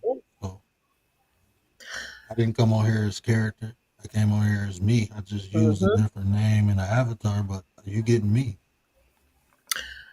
Real talk. That's facts. And YouTube is just one platform. So we ain't all start out on YouTube. Most of us started out on what, MySpace, Mm-hmm. and then from MySpace, where do we go to? Facebook Mm-hmm. and took me Homeless in a minute. America. What up, though? Apologies for that. Yay! Is that HIA or Homeless in America? Because there's two Homeless in Americas. There's Homeless in America that does the documentaries about people homeless in America, and then there's the Homeless in America that's actually homeless that documents their Oh, journey. Which dope. one is it? It's homeless in America with a gift at the end. The one that's actually homeless, or the one that does documentaries about homeless people in America? I'm looking at the channel now. I'm a new subscriber. I think I'm sub to both of them. it's helping. It's the one that document. Oh, okay, okay, okay. I I don't know believe if it's that's the the one one that I'm document. subscribed to, but um, I'm very passionate about the homeless people in my community where I live, and I try to do what I can do. I documented that journey, and I still document that journey. And I have a nonprofit organization, um, and we go out and help people that are homeless. That's always been my biggest fear of being homeless. And I try to treat people how I want to be treated, or how I would want to be treated. And sometimes I don't say anything. It's just in me. It's in my heart. It's in my soul. It's in my spirit. And my spirit grieves for the less fortunate. I don't know why. I don't know why. That is just who I am. I'm not going to change myself for anybody. And you shouldn't. I'm not going to People, conform to these YouTube streets. And yes, yeah. I like to watch drama and laugh and joke and roast and all that. But at the end of the day, you know what? It's sometimes some things on here just so disheartening, and Mm-hmm. in these YouTube streets is like it breaks my heart. It breaks my heart when I see people tearing one another down Yeah. for no good reason. Even off YouTube, we want to say like people be like YouTube. Oh, it's just the internet. It's just, but it's really real life. It's people's real lives. People are really going through things in their life, and they come on YouTube. Um, Listen, we don't have uh people come to our house back in the day. Like, I'm older, so back in the day mama used to have people come over with the encyclopedias and the dictionaries Yeah. and the thesauruses, and she used to buy them, and then they used to come and switch them out when they updated. We won't have that anymore. So when people be like, oh, it's just the internet, well, what else is you doing? Unless you got somebody coming to your house switching out the dictionaries and the thesauruses and the encyclopedias, you going on the internet. So this is Right. real life. So stop it. Stop acting like this is not real life. Because it I'm, is. I'm telling you, like, this is anything you put your attention to becomes a part of your reality. So, if you on here and this is, I know people who come on here, upload and go off, you know, but it's still part of their life because they checking their subs, they checking. So it be whatever you focus on becomes a part of your reality. Even when I say it's just YouTube, YouTube has become part of my reality. I'm on here 3 hours a day, It really is. talking. It really is. You Because guess know. what? When you Google something, right? Hmm. People, we use Google every single day. I don't care.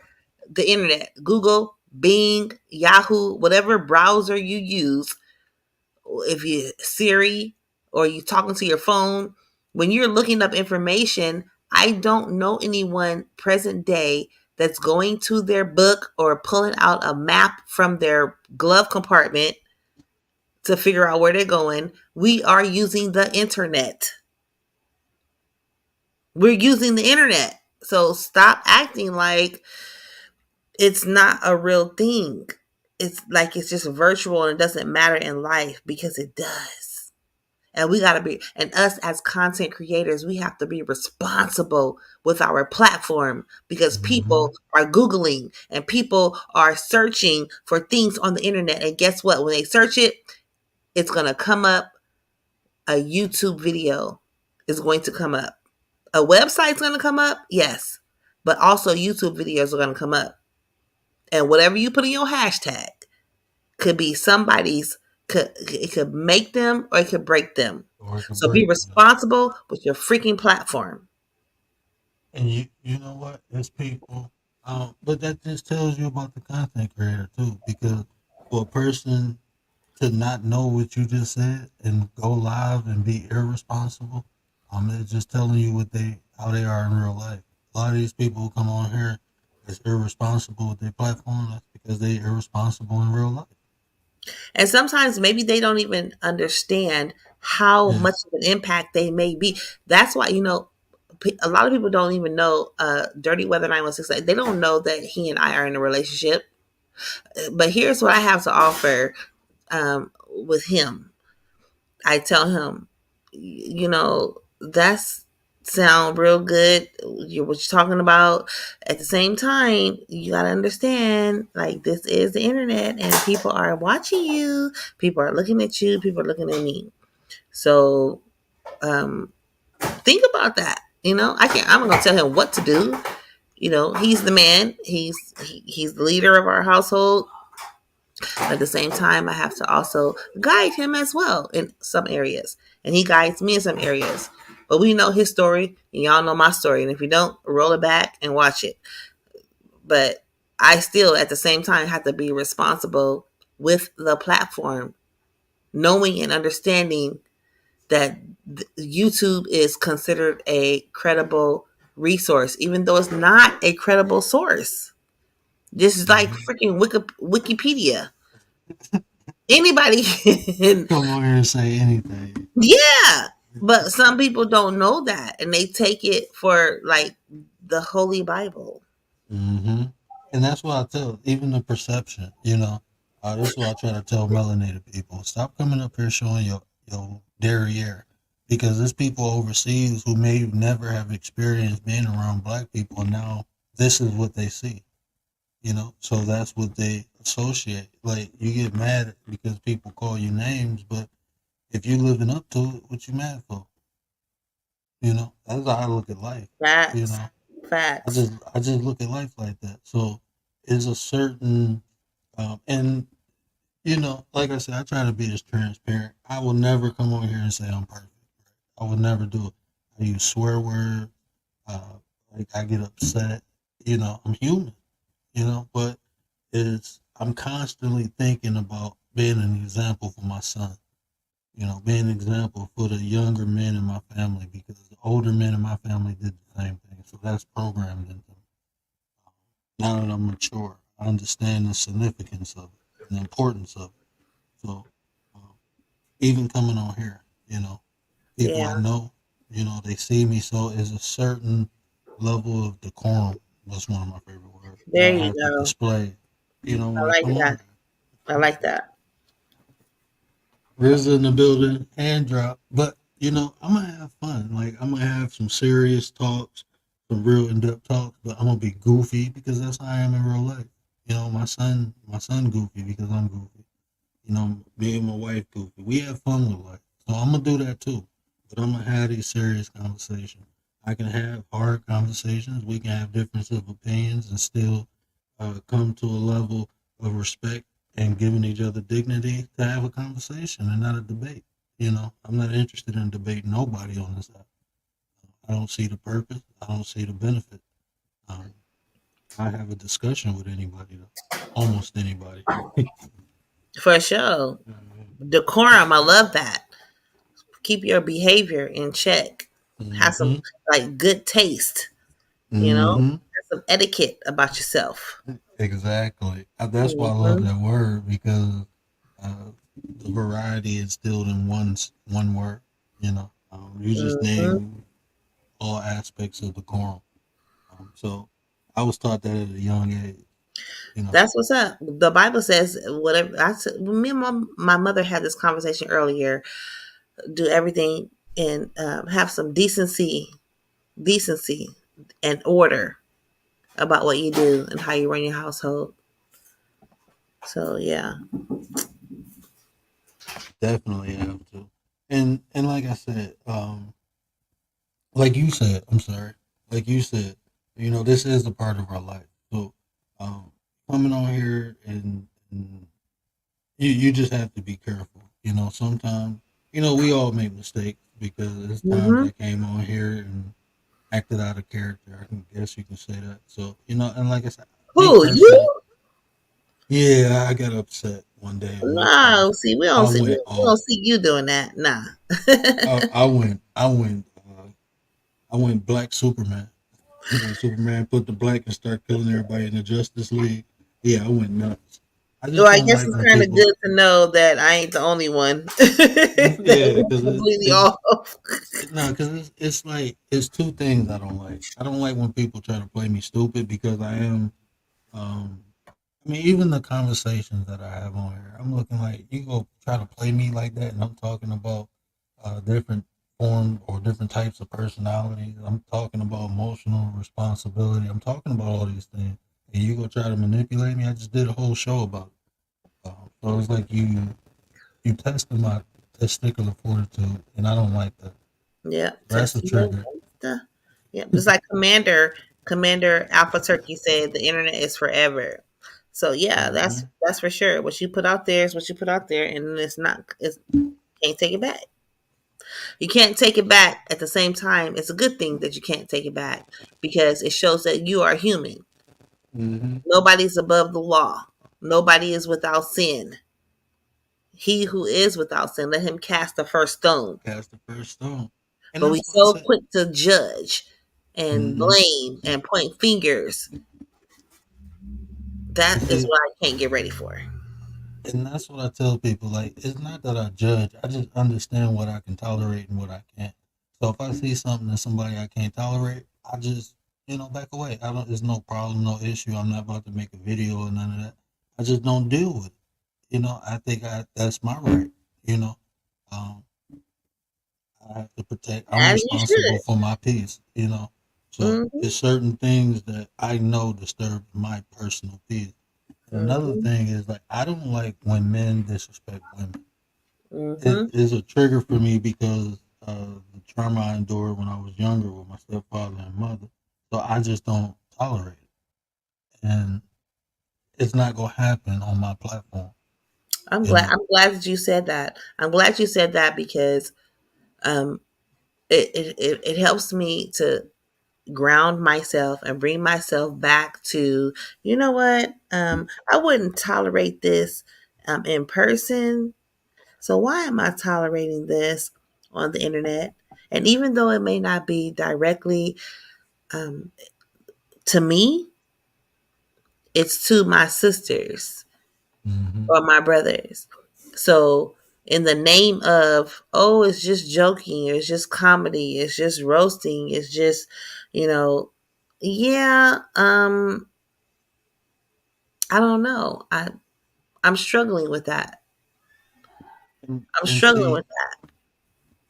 just us being, I'm not gonna say it's just associated to black people, but it's prevalent in our community. We roast. Me and my dad was on here roasting each other one night.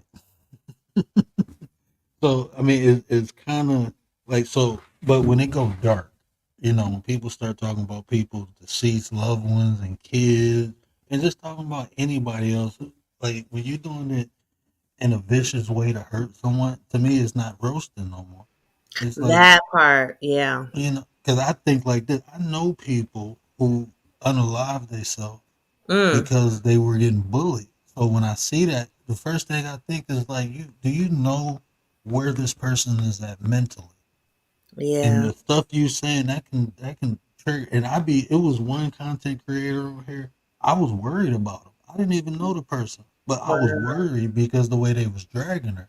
And then I come to find out like she like that sick stuff. She do it too, and I'm like, oh man, this guy's Mm. weird. But my initial like my compassion came out like, why would y'all do this to this person? But nah, they was with it. So I'm like, oh, let me not say nothing. Maybe they was with it like in the moment. I just worry. I just, well, not worry, but I'm just concerned about those who once they click the internet off or hit that X button and go about their daily life, what part of them, what part of the internet is still with them throughout the day? Because I know it's with me throughout the day, good, bad, ugly, funny, indifferent. I think about it. I think about the channels. I think about you all. I think about the content creators. I think about my supporters. I think about you all throughout the day. And part of my mentality is, what am I going to upload next? Lord, help me. What is the next verse of the day or scripture going to be? How am I going to help somebody how am I going to be a greater blessing to someone else in the morning? Am I going to feel like it? So, yes, it is a part of my life every day.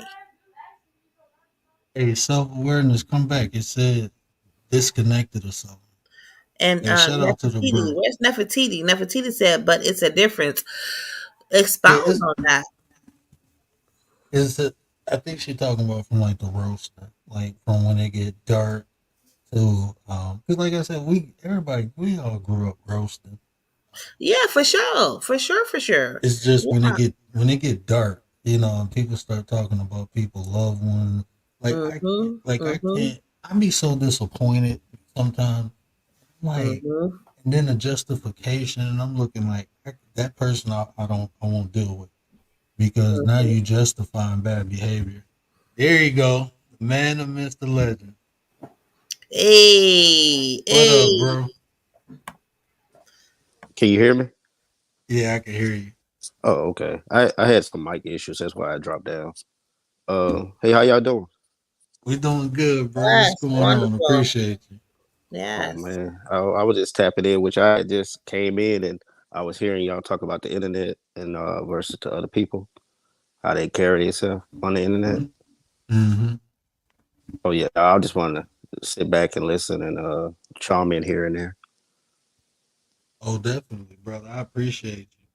Yeah, it's I know it's different folks for different folks, but it's when it get dark, I just be disappointed sometimes because I'm looking like we have opportunities on here to be examples, especially when it comes to like conflict resolution and to see people negate that and decide. To me, sometimes it's like selling out because it's like people go over. We got a mutual friend who experienced some BS on here, um, and it's just like some stuff is overkill. It's a female, man. Chill out, you know. Um, but even saying stuff to people is like, what's the purpose? Like this is who they are. You just navigate around them, I guess, because like in real life, uh, I don't know. I'm just built different, and I can't deal with that. I think you just have to be a great moderator. If you have a platform, you have to be a great moderator because we are all the same. We are all human. We all bleed the same blood. We was born and we all gonna die. Well, what are we gonna do with the dash? In that dash, we got life changes and daily hassles, and we're gonna go through some things, ups, downs, and all of that. But when we come on the internet, and sometimes the internet is the only place where people have a platform, they have a outlet. But depending upon the channel that they embark, the content creator or the person who's responsible for the platform has to moderate it. Otherwise, I could come on here. If I came on here and I just went completely off, you, word, are responsible. You're the one that is responsible. Your channel is the one that's going to get struck. Mm-hmm. Your panel is the one that people are going to be like, oh, I don't know who that was, but it was some chick on there, but it was on the words channel. You know, you got to moderate your channel. And it's a lot of channels out here that the moderators are not being responsible. They're not. I think They got, we dealing with a gray area when it comes to dealing with um actually the real life and the internet, because the internet is almost like people want to be able to get away with a lot more than what they would get away with in real time. So in real time, the reaction is you're dealing with different people from different backgrounds where a lot of stuff is a no-go, where disrespecting a woman, most guys, would step in, but then we dealing with another generation on top of that that think it's okay to put a woman in a man position. Like the reaction between two men is equal to a reaction between a woman and a man. So mm-hmm, mm-hmm, it's almost like they try to justify the actions now to violate a woman, and the woman's supposed to fight back as if she has the strength of a man, but then the other man supposed to stand aside and let it happen. And not, mm-hmm. but your nature, but most of our nature as men is protectors. So even if you don't know that woman, you're gonna step in. So You going deep. You going deep and deep. Man, I yeah, was about to say the way he articulated that. I'm going back on mute. I just want go ahead, brother. so we, our instinct is to step up, right? But then the woman already know who is the strongest male, who's the weakest male, even though they might not say it, but they might be attracted to the weak male because she want to be dominant at that particular time, right? So when she get these reactions, is sometimes it goes back to um some women want to change the man into being the man that's already on that level. She don't want the man that's already on that level. She wants a man she can mold into certain things because let's be honest, some women like to manipulate just as well as the man manipulate. We don't want to talk about that part, but some women do bait men into the argument to get other men to police him Mm, or chastise him and put him in his place.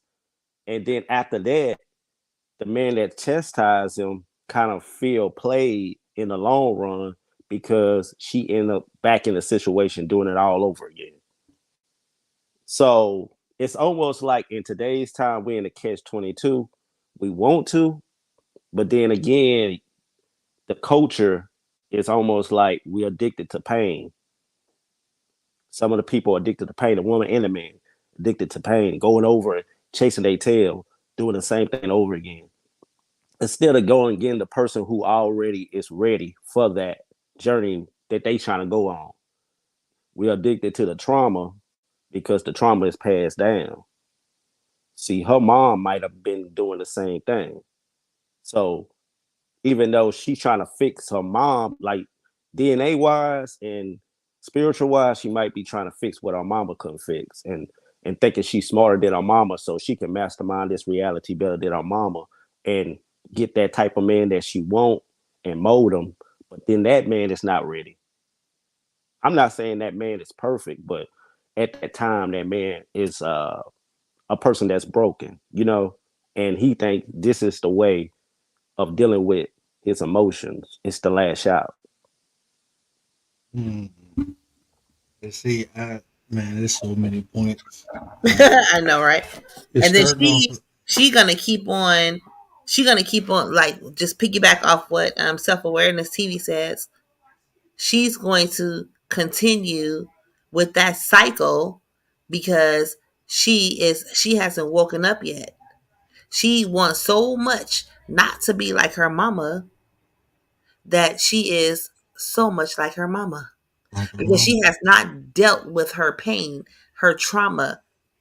She's not an Exactly. angry black woman. She's not an angry white woman. She's not a Karen. She's not an angry. She just got baggage that she has not unpacked. And she don't Exactly. know that she hasn't unpacked it. So, oh my God, this is going so deep. Let me stop. Oh no, you can go ahead, but No, No, you no, could like I it's the see. conversation. cycle. It's the cycle that Mm-hmm. in the back of her mind, she's thinking, "I'm not like my mom," but everything she does is just like her mom. She fighting against the will of, like, hey, this is in the DNA now. You know what I'm saying? It's in the subconscious, been passed down to me, and they're addicted to certain traits of men, certain prototypes of men, and she don't even know why she get excited, because let's talk about that part too. Some of these women get excited and get the thrill out of that type of man in those type of situations, and then they go through that whole situation, and then they do the makeup. It's like a role play. It's like a reality role play, and we have to understand that some women felt like they didn't have control for so long, to the point where she can use her femininity as a weapon against the man. You get what I'm saying? In Mm-hmm. today's time. So we have to be aware of so many parts, moving parts, into interacting in people's situations now. It's almost like people is afraid to help a person because they don't know what they can get themselves into, because there's Mm-hmm. so many moving parts into a situation. So when a man, but in American society, us lashing out as men like that is very dangerous. But then when you go overseas and you see societies that actually take care of the woman and the children, and the man is playing his role in society, you see the whole society is moving accordingly to a certain beat. The streets are cleaner. The education is much higher. The life span is much longer. You see what I'm saying? When everything is in Mm-hmm. order with nature, it seems like everything flows better. Close It seems like, natural. and the cancer, like women getting cancer, is not even getting. They don't have a high rate like we do over here because we deal with so much stress. We over here, it's like we almost indoctrinated into stress, like get addicted to stress, and then find a way to release it, through these different prototypes, and then also we being promoted this since we was kids. You know, I'm right. I'm writing a show now. Putting all the pieces together. Is called emotional addiction. And I'm gonna talk about how people are addicted to different emotions, the negative ones, like you said, stress, pain. People addicted to that, and yeah, unconsciously they will go out and seek, put themselves in situations to fulfill that addiction. Like what you were saying, like some of these women on here, um, like when I see it, it's like you said, it's natural. It's like, hold on, man, you don't. But then I'm looking like, hold on, why do you keep putting yourself in those situations, dealing with they these people? addicted to them, You bro. know, so it's like I You can't. know, I'm it's not. a turn on. I don't know if the young lady is she might not have that type of friends around her or dealt with that, but she probably be the first one to speak on that. Like she probably talked to one of her homegirls and counseled her or something like that, and her homegirl kept coming back to the same situation.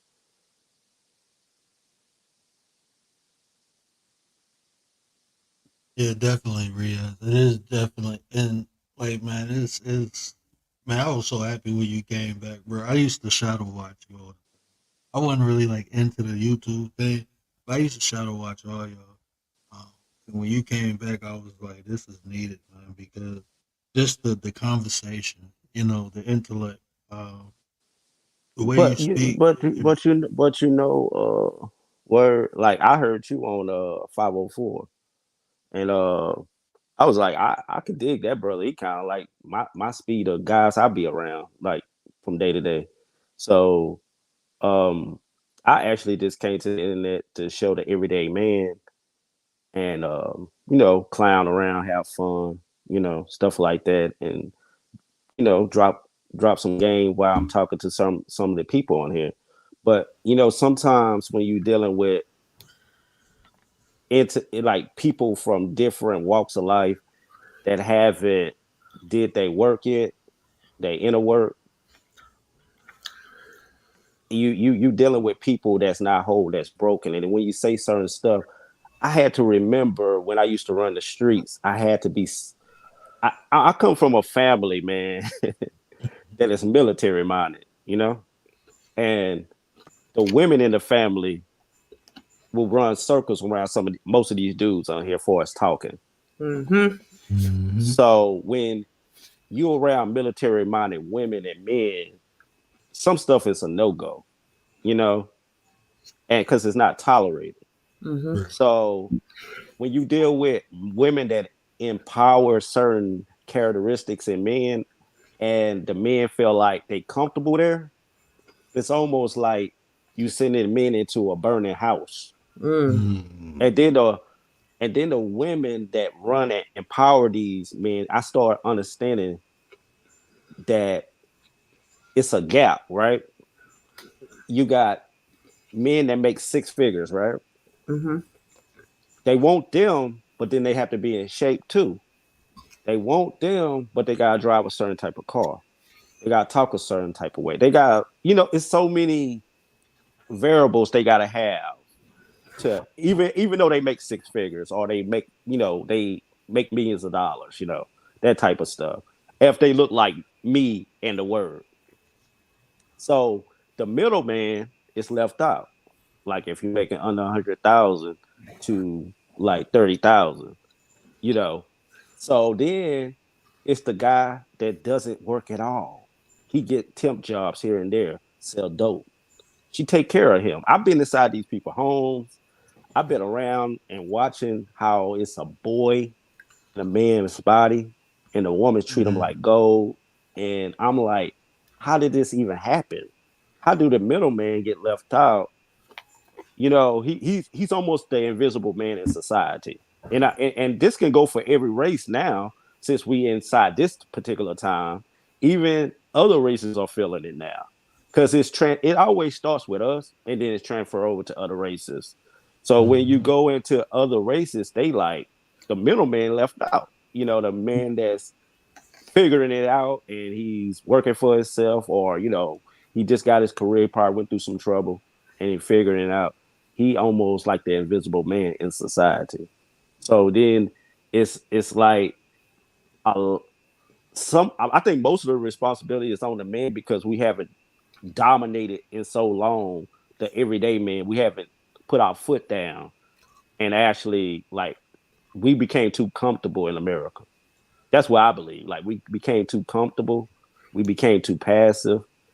It's almost like the kids and the woman run us. And it's secretly like the woman is crying out to us, telling us, hey, take control. Take control. Mm-hmm.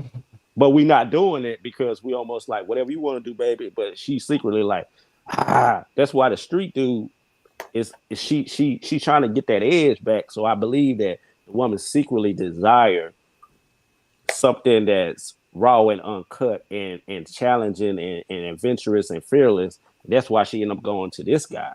But if the everyday guy was more like that, military minded, and will die for what he believe in, it'll change. That's what I believe. Yeah. It'll change. Yeah, that's facts. Appreciate you, Neff. Appreciate you, Neff. Get some rest, sis. Appreciate you. But that's brother, I was just hitting on that last night when I was saying, like, if you display leadership, a woman will follow. You know, the problem is, like you said, there's a lot of mature physical males, but mentally and spiritually they ain't mature. So it's a bunch of grown boys, you know, running around. No sense of responsibility, accountability, have no desire to protect or provide. Um, it's sad because, like, I grew up old school. So a lot of the same values that you speak of, my family, I have my family military or cops. So I grew up around it. I came up in the street though. Um, so, you know, I got to see everything. Um, I was blessed not to get in trouble, but I learned a lot, been through a lot. So I understand how precious life is, and I understand the power of purpose, being intentional with things. Um, just developing that over the years. And a lot of these dudes nowadays, I be looking like you were saying earlier, like people feel safe. Like I can tell a lot of these people ain't been punched in the mouth, honestly. Just the way you talk and the way you do things and go about things, I can tell. Like that won't fly in real life. It don't translate. What you're doing on here does not translate. Like you can't be doing this in real life because you wouldn't even be walking right now, unless you just that BMF. Let me tell you something, brother. Ain't no way in the world. Like, um, I used to run the streets too for a little while, and I had real beef in the streets. And when you have real beef in the streets, I promise you, you'll move different. Mm-hmm. Because real beef, you don't sleep. You really don't. You can't sleep comfortable because you don't know who's being sent to you. You get what I'm saying? Mm-hmm. To set you up, bait you in to situation, especially if you're a well-known figure in wherever you staying at. It's like it's nowhere to hide. So you got to go towards the beef or the beef coming towards you. It's just that type of way. And when I hear these guys talk about pulling up, like one guy on here, he was trying to show out in front of some other guys, and I was outside the city. You know, it was like I was going home to my city, leaving one city, going to another city. But I came to that city for like a entrepreneur like conference, and this the craziest thing. I'm well known in that city, and I used to run through that city doing all kind of shows, music, all kind of stuff like that. And also like a lot of my kin folks there, right? From all sides in that city. So when that particular dude like act like he was trying to pull up on me after I left the city, and he was trying to like broadcast it on YouTube, like he was gonna pull up on me, he from a gang and all that type of stuff. I was like, this dude not too smart. You know what I'm saying? Like, Mm-hmm. because you just put a target on yourself with me. Because anybody that deal with anything in the streets, if you try to send a threat to a dude, then you just open a whole door that you gotta look over your shoulder. You see what I'm saying? Mm-hmm. That's why I don't understand why people do this face card on the internet and then act like it's all cool. Because when that real pressure come to you, people don't want to hear, oh man, I was just doing that for the internet. You know how it is. No, it's no talking. It's just a solution. It's like this. I can't do something to you, then I already have in my head what your reaction is. I have to say, hey, the worst of the worst can happen if I do this. You know, because everybody ain't playing. Everybody don't take things the way I would take things. You see what I'm saying? Mm-hmm. So it's. I think the internet has got people, women and men, inside a place of delusion, and think that they invisible. But I keep telling people this internet, you have to separate it from real life. You have to always check yourself and say, well, I just get on the internet. I'm not a Mm-hmm. part of the internet, because they try to make two different worlds. Like the internet is one world, and I'm in the real world. And whatever I do on the internet is, you should give it a pass. And I could disrespect you on the internet, but in real life, I wouldn't disrespect you. No, it don't work like that. I'm still a real person, even though I'm on the internet. Not work like that. And that's what I be telling people. Like, I can tell you I'm from Detroit and you can be somewhere else, but my people might live next to you and see what you done said or did. You don't know. You have to be careful. You don't know who people truly is, what resources they got, what connections they got. And people just reckless, like you said, they delusional. You can't everybody ain't for play on here, you know. Um so that's why I don't bother nobody, bro. I understand because I done been through some stuff in life, and I'm not trying to put myself through nothing else. So it's just certain things that they whole word decorum. I come on here, I'm not holier than now. I can get down and dirty with the best of them, but that's not beneficial for me and my family. I got responsibility, so that's first, So like you said, I'm not being delusional. People do that, man. And it's weird to me, but I know why. A lot of these people been sitting on the stoop their whole life. Now they grown and want to be gangsters and hard and all this other stuff. Like, well, when you did that when you was young, you understood the benefits of not doing it when you get older.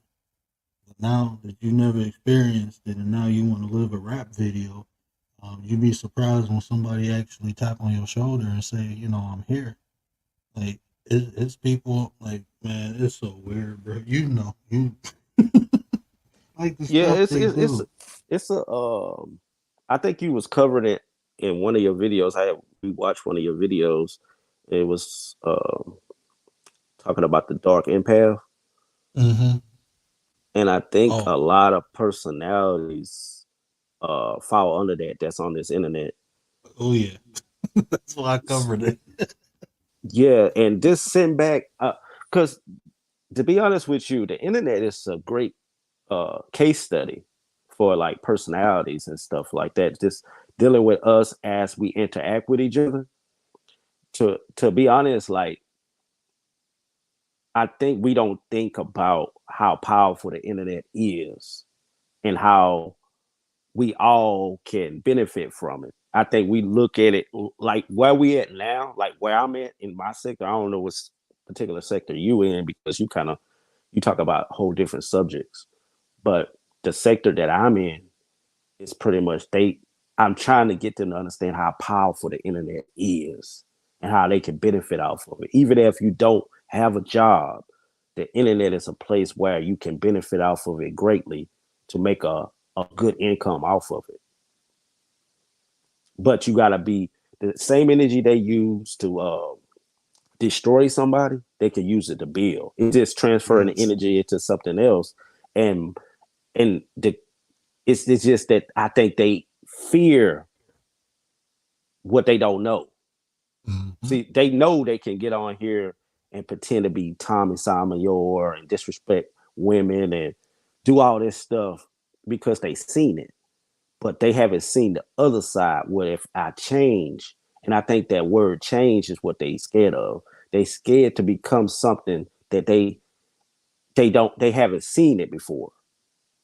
You know, to create a whole new person and become that, I think they fear it, what they can actually become too. Like sometimes you gotta think about it. If somebody never seen somebody right there next to them successful, they fear that. Mm-hmm. If you They never fear been success. successful, yeah, because to be a winner, you have to do a lot of work, man. You got to do a lot of work to be a winner. And I think that's the thing. People are afraid to be winners because it's so comfortable being a loser. You know what I'm saying? Like to be a Mm-hmm. loser, it's like It's you get on easy. the internet and you can be a loser, but you get this talk like a winner. But the whole time you ain't doing no work. You ain't putting no work in. You ain't doing any changes. You doing the same blueprint of somebody else, but you're doing the least of the work or the creativity. You're copying everybody. You're doing everything somebody else already did, but you don't want to go that opposite direction and be creative. You don't want to really do that because then you're taking a chance. And see, bro, that's what my whole thing. Like, even when I say be an example, even when I'm trying to create my own sector. I know it ain't gonna happen overnight, but I just like solutions. I like having hard conversations. I like building. I do this in real life. Me coming on YouTube, having these conversations, I was getting my life coach license anyway because my family got a nonprofit organization, and it's just an easier route for me to get the life coach certification and get my recovery coach. But once I got it, I'm like, okay, I can use it on here too. I can benefit, can help people now. I got a credential. People like to see credentials. So now I got a credential. But my whole mindset was like what you said, not only to come on here and make money, but make an impact, make a change. And I know I'm gonna just be the example. And it's not easy. It's not popular what I do, but I show both sides. Like I am professional, but I'm human too. I joke around, I play, I have fun. I have flaws. I'm not coming on here trying to be perfect or Mr. Positivity all the time. No, but I'm gonna be real. I'm gonna just be genuine. And hopefully other people see that like I could do it too. Because, like Nate, I seen the way Nate ran his channel. Even though he was in the midst of a lot of other things, he just did his thing. And that inspired me. Because I was like, I ain't doing this. You can't do it. It's a waste of my time. Like, that's what I felt. Like these people weird, man. Ain't nobody will come listen to no emotional intelligence. These are the things that we weren't taught when we was, especially in the melanated community, social intelligence. I can talk about a lot of different things. I got different credentials to use. But I'm talking about the things that we need, the tools that we need to better interact with one another.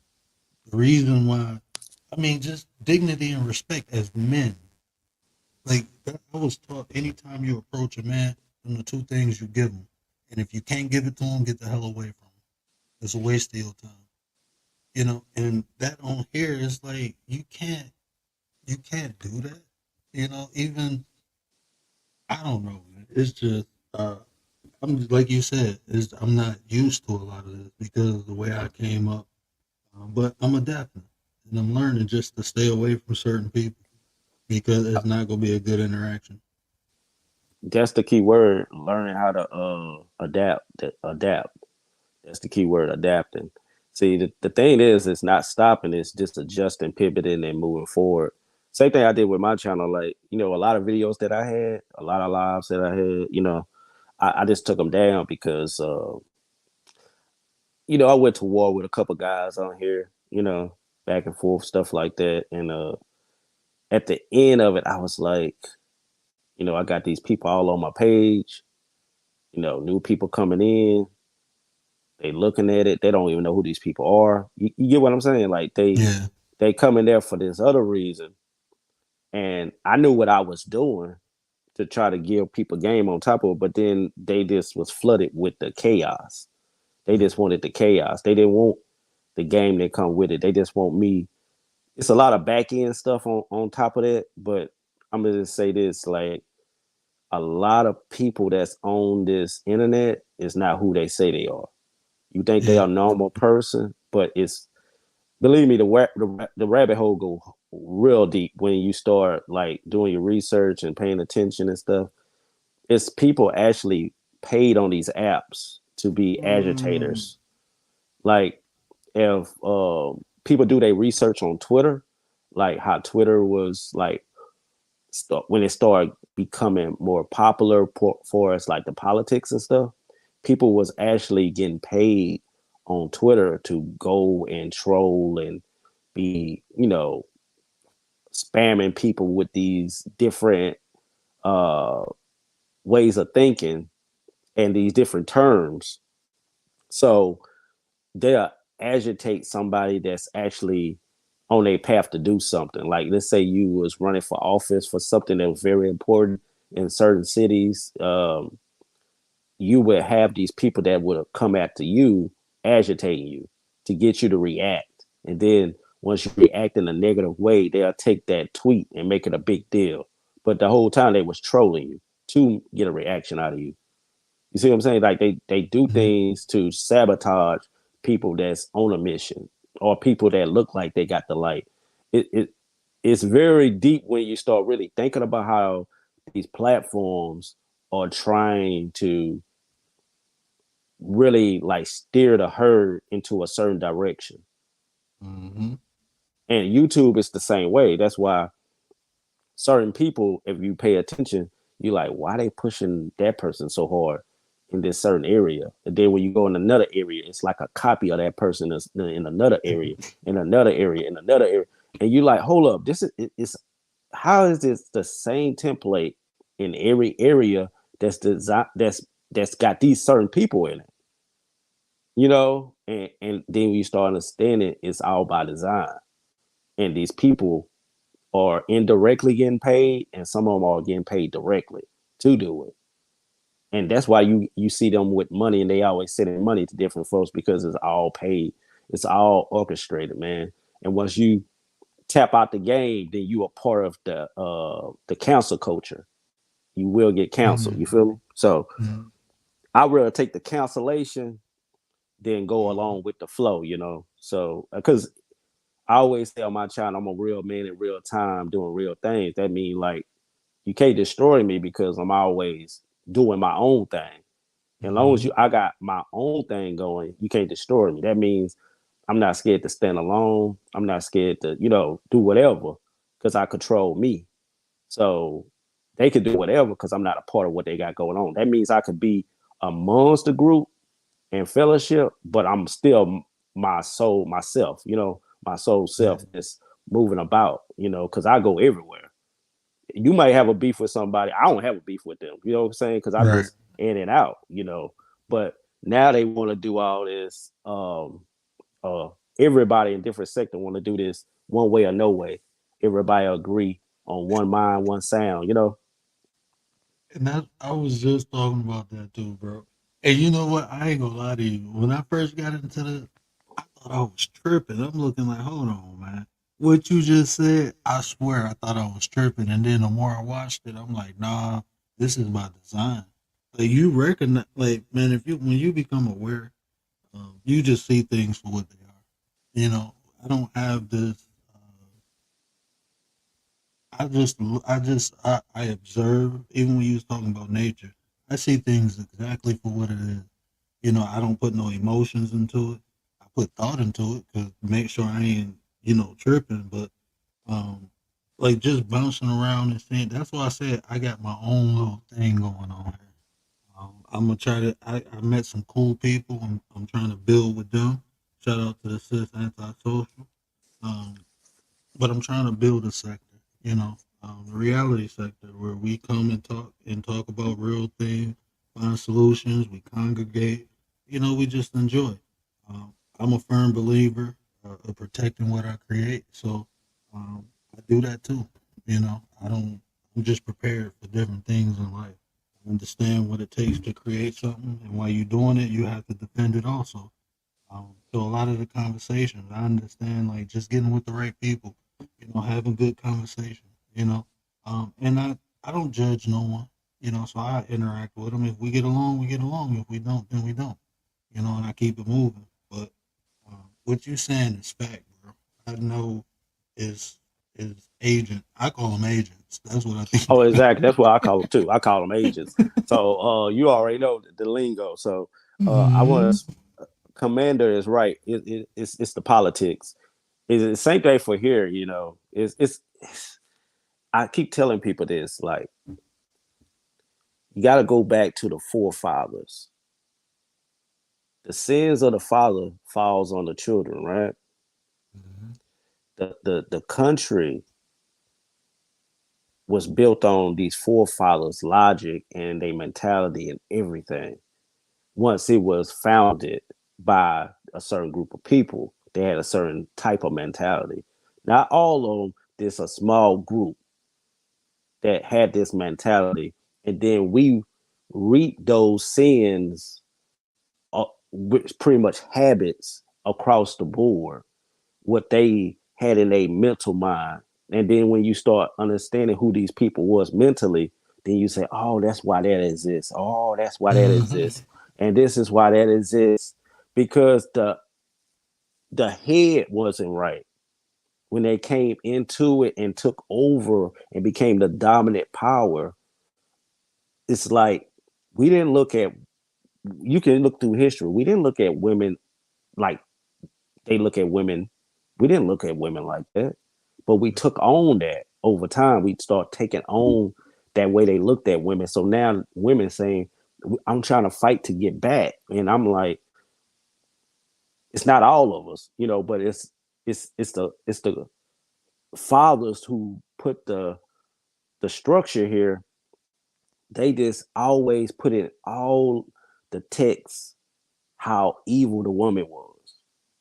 You know, it's almost like a burden to be a woman in the world when you Yeah. looking at it through their text, through their Mm-hmm. documentaries and even the way they chop the Bible up, right?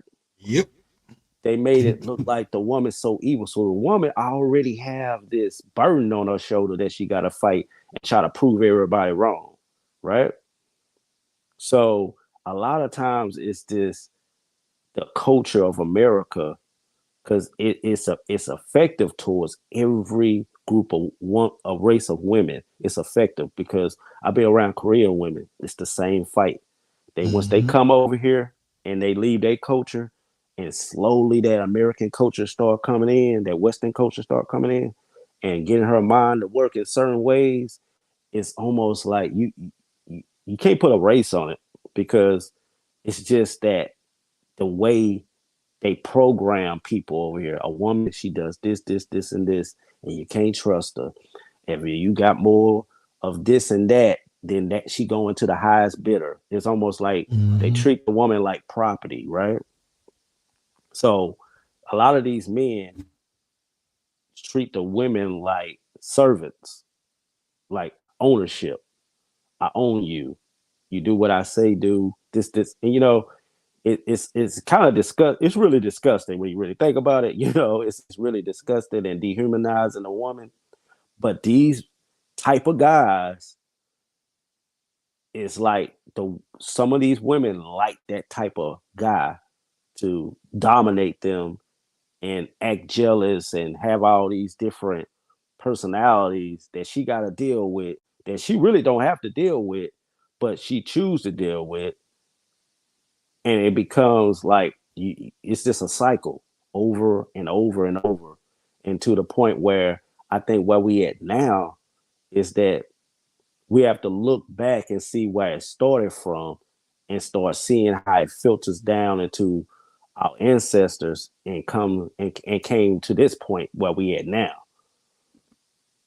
Because I look at black and white movies and I see uh, white men that backhand white women, you know, in movies, and nobody had no outrage to it. It's not even spoke about that it was in black and white movies where white men just slap white women, you know, and it was normal, you know. So it was if you had a TV back then, you could see a person get backhanded on TV, and that's domestic violence right there. And So bro, domestic, I was just before at the beginning of the show, I was just telling the women, you with a man who trying to dominate, control you, get away from him. We was talking about rejection, and, because when you reject those type of men, they look at you like property. So that's crazy. You just hit on that, and you're right too. It was normal for to see a man beat a woman. That's his business. I've heard that. You know, um, in domestic violence situations. That's his woman. That's his business. Like what? Um, but you right, bro. Even from the Bible context, I like how you say you chop it up, because going back even into the Greek, it says something different, and people just don't research and understand. But women in the Bible, it states women ain't supposed to teach men, but it don't say that in the Greek or the Aramaic or the Hebrew. It said in the old Germanic English. So it's just the education. That's why I come on it, though, to share information. But people don't want to hear that. Well, Even with you see, see, talking. see, see, see. Well, let me say this: when you're doing something and you're doing something from the heart, you don't even think about stuff like that. Like even the way you're talking, you don't even speak about that to yourself. You don't say, "Oh, people don't." You don't do that to your own words when you know they are value. It's like you might not get it now, you'll get it later though. You might not hear it today, but you'll hear it. Sometime Plant whenever you that get time. seed. So yeah. So when I was first doing videos and stuff like that, I would always say like if you're watching the replay, then you know drop a like or drop a comment, or you'll get this on a replay because your words are gonna reach whoever it need to reach. It's not about the many because the masses ain't never did nothing but died. If you understand history, like it's not that many people that bring change. Like if you're gonna do the change, it's always been a few that brought change, that did the work for the many. It's like they gonna do what they gonna do. Once you get to a certain point, you say you don't did so much to try to penetrate certain minds. You got to leave them behind and go to the new ones. You got to start searching somewhere else. Like me, the stuff that I'm doing now, I'm getting a whole nother audience of people. I'm just building it slowly, and that's the people that you want. The people that's gonna talk about what you talking about, not the people that you trying to convert. Then they backslide, they back over there doing the same old stuff. It's you, you just want to move forward. You always want to keep moving forward, and whatever is left behind, you gotta let it stay. Like when people were saying, like, I want you to be cool with this person and this person, so I be cool with you. Like, no, no, no, no, it don't work like that. I'm not gonna uh, I'm not gonna go with the flow or go with what y'all doing, even though it go against my morals and integrity, just to get along with y'all, just to have somebody in my chat. Like that it don't work like that. It's, Because when you stand on principle, you gotta stand on it like this is the dominant force. You know what I'm saying? When men have to group up to team up to come at you, or people have to team up to come at you, it's showing you your strength. Or just as you speaking and you slowly building, before you look up, next thing you know, you got 100 and some people, 200, 300, 400 people, because it's possible because you see other people doing it. They talking about things like you too. But that's the thing that you got to keep looking for those people. Be around those people. Go around there because you got a cool name. So you can just go inside there, hit those panels, bring them people to you too. Like that's why you need to go. Because I want valuable people. I don't want yeah, people that can just be twisted away by somebody saying some slander against you. Like, man, come on, man, we grown. We too old for that. We want some grown folks that trying to do better, or they building stuff. They on the same page with you. You can learn from them. They can learn from you. That's the type of people I want to be around. I want to be around people that you always reaching down. You always reaching down, giving, giving, giving, giving, and then now they think they supposed to always be able to take away from you. You know, now they feel like if you don't give to them, then they lash out like a child and act out like a child towards you. So I think what you're doing is powerful. You just got to keep going with it. And like you said, you're getting a whole um, another group of people with a whole different mindset that's open minded, and they are everyday working people, not no people that sitting around all day, ain't trying to do nothing, just trying to, Right. benefit off somebody, scam somebody, and find ways to sit around and plot on people all day. Like, you don't need people like that, because you always got to watch your back with those people. These people that I done seen over here, they are genuine subscribers that come and support you and talk to you, and they watch the replay. Like, these are genuine supporters. They are more valuable than hundreds of people in your chat just sitting there. Like, you ever seen people chat? It's thousands of people. They just sitting there. They Yeah, ain't doing sitting there. nothing. Yeah, they just sitting there. So people don't understand. Like, it's only certain people that's actually supporting the channel, keeping it afloat. But it's thousands of people in the chat. It doesn't make sense to me, because I'm like, they just sitting there benefiting off the few that's actually giving to the channel, supporting the channel, coming by, putting comments, likes, and actually pushing the channel forward. Next in the building. But bro, I needed to hear that, because it's like, even it's been a roller coaster. When I first started, like the first 3 months, I had like 20. I got up to 30, and then an incident happened. And like I said, I ain't follow that beat. I'm in real life. I'm about conflict resolution. We adults. Let's talk. But this is content to you. I'm not interested, so I ignored it. And then I just seen my chat drop, and I'm like, that's cool. Those people weren't supposed to be here anyway. Man, I'm gonna tell you like this: the longest I think I was doing this since before it's going live, like for the last, I think, like 2 years. When you use, it's gonna be like that, man. I'm just gonna be honest with you. It's gonna be ups, it's gonna be downs, it's gonna be ups, it's gonna be downs, it's gonna be ups. As long as you stay consistent, it's gonna be, it's gonna grow. See, it's always about strategy. Like, whatever strategy you go by, just work on your strategy. Like, I have a strategy, you know, that I'm doing. So you just work on your strategy and just keep moving forward. Because I think a lot of times with content creators we focus on the people we don't have than the people that we do have. So party like it's 1,000 people, even if it's just 5 people. You see what I'm saying? So Right. so it could be where you prepping yourself for the 1,000 people. See, that's the same thing we all should be doing. Like, we prep ourselves for the 1,000 people, and that's how you act. Your energy is the big audience, and everybody is like the people you got now, the tens that you got now. That 1,000 is just like the same people. Everybody giving, everybody adding to the content, everybody enjoying the content, everybody sharing the content.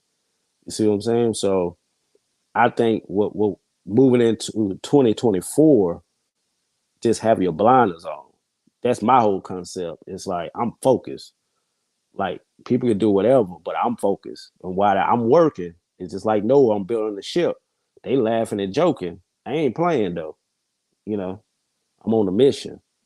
Cause we all got a purpose. We all serving it. They on their purpose too, though. You get what I'm saying? Just like you trying to Mm-hmm. build, it's people on their purpose to try to destroy. And you just Mm-hmm. recognize they trying to destroy, and you just peep game on it and keep it moving. Like, they on their mission. Don't get mad at them that they on their mission. But there's more people in today's time willing to destroy right now in this sector that we in. But there's other people across the way that don't want to hear that. But there's thousands of them too. Because you see them in other people chat. And when you Yeah. go to other people chat, you see them. But they probably don't know we exist because we Right. over here. But more and more we keep working, it's just like a tunnel. We just keep on mining until we get to the other side. We're going to get to the other side. But that's the thing. They don't want you to get to the other side. And those energies want to pull you into where they into. But that's damnation. You're gonna be a dog chasing your tail because I already did that before, chasing my tail, and I'm like, dang, I feel like I'm running in place because you are, you know. Man, you the second person that told me that. Act like it's 1,000. Get prepare yourself. Yeah, You know, prepare yourself. and that's. I mean, you like to set today. Like I was talking to somebody about content, and they was like, "Look, man, just prepare yourself because it's coming." And it's crazy because they said just build your ship, and you just reference Noah, and it's like that's all confirmation. They just build your ship so when the flood comes, you prepared. They Yeah. didn't say Noah, but the way they said it and the way you just associated, I've been getting confirmation. Because when I got demonetized, I ain't gonna lie, I was like, man, I'm straight. I ain't about to. This is a waste of my time. Because you know, like you, I'm doing a lot of stuff out off of here. You know, this is. See, I that's want to the use. see, that's the thing though. That's the thing. Like when you got demonetized, like let me tell you, like I know the feeling, but that's the challenge though. You know, is you gonna turn up because you still got Cash App. Come on now, you got Cash App, you got PayPal, you got Venmo, you got other sources to go through, and then you gotta think about the blessing in that because YouTube take what 40%. Mm-hmm, So Cash App take a couple change off the dollar, you know. So you gotta think about it. How can you pivot? How can you make it more enticing for people to give? What kind of creativity you gonna come up with? If you want to replace that super chat, how would you replace it? You know, what would entice the people? See, that's why you become more creative. That's how I look at everything. Like if me and you on the same team, we playing ball, and you know you're on your fourth foul. We gotta come up with a different strategy, you know, to win the game. So the same thing, you gotta make it more enticing for people to give. You gotta pivot a little bit. The same thing for me. Like my whole strategy, the way I'm finna start doing stuff now, is it's a gradual into what I'm doing because it's people when I wasn't making content that was hitting me up on email, DMs, like, hey, we need you, we need you to this and that. But I appreciate those people, but the way I was, where I was, for as like with my company and YouTube, internet, all this other stuff, I wanted to get back to it because, like I said, I got into YouTube during the pandemic and stuff was kind of slow. You get what I'm saying? So mm-hmm. once everything picked back up, but then when you see how important you are to certain people, and my ministry always been like helping people. So I'm a giver. So I'm gonna do my content, and I'm seeing people that is affected by my channel, like people that I'm touching with my channel and reaching and all this. I see it. I don't even see my whole focus now is it's not about the numbers, it's about the content. It's you pushing the content, it's the content of value for somebody to rewatch it. That should be only thing you be concerned about is it rewatchable from a year from now? Is it something that people can come back to? Because there's other people that videos are popping up now that's 3 years old, 1 year old. I don't know if your timeline see it, you seen that on your Yeah. timeline. See, that's the thing. Once people click on your title, they see your title, even though it's 3 years old, it still can be um, relevant in that time, and they still can connect to it. That's the only thing that matters on YouTube as far as content. Period. Because is it relevant to that person that is connected to all these people? You got to picture these people that you're connecting to, and that's it. Like watch how everything start growing. Because be honest with you, the sector that I come from is dead. It's dead, right? Everybody don't beef with everybody to the point where everybody they thirsty for something new, and they just got to get the into these other lanes now. But you already in a lane, so people gonna start coming to you. Watch, people gonna start coming to you. Watch. Then even the like, man, if you see like some of the ideas that I have, that I try to dedicate content, just like you said, I want it to be meaningful, or there's no purpose of me doing it. Like even I enjoy like hearing my concepts repeated Yeah. because I know I done made an impact. You know, I done said something that somebody value enough to repeat it. You know, so I'm starting to see that happen. But What, it's a gift and a curse though, because it's let like me tell you something. Once you put your idea on the internet, it ain't your idea no more. right. That's why I like on my channel, like once I put music on there, I say, I don't care if y'all for me or against me, y'all can use it because they gonna find a way to get it anyway because that's just how it go. And then they promoting me on top of that. So I it, I take my feelings out of all that stuff. Like when it comes, only thing I get frustrated with is when I see a potential in a person and they don't Mm, live up to their potential. That's the only thing I get upset about is the potential of people and they don't live up to their potential. And then I'm like, okay, I'm wasting my time with these people. We move around.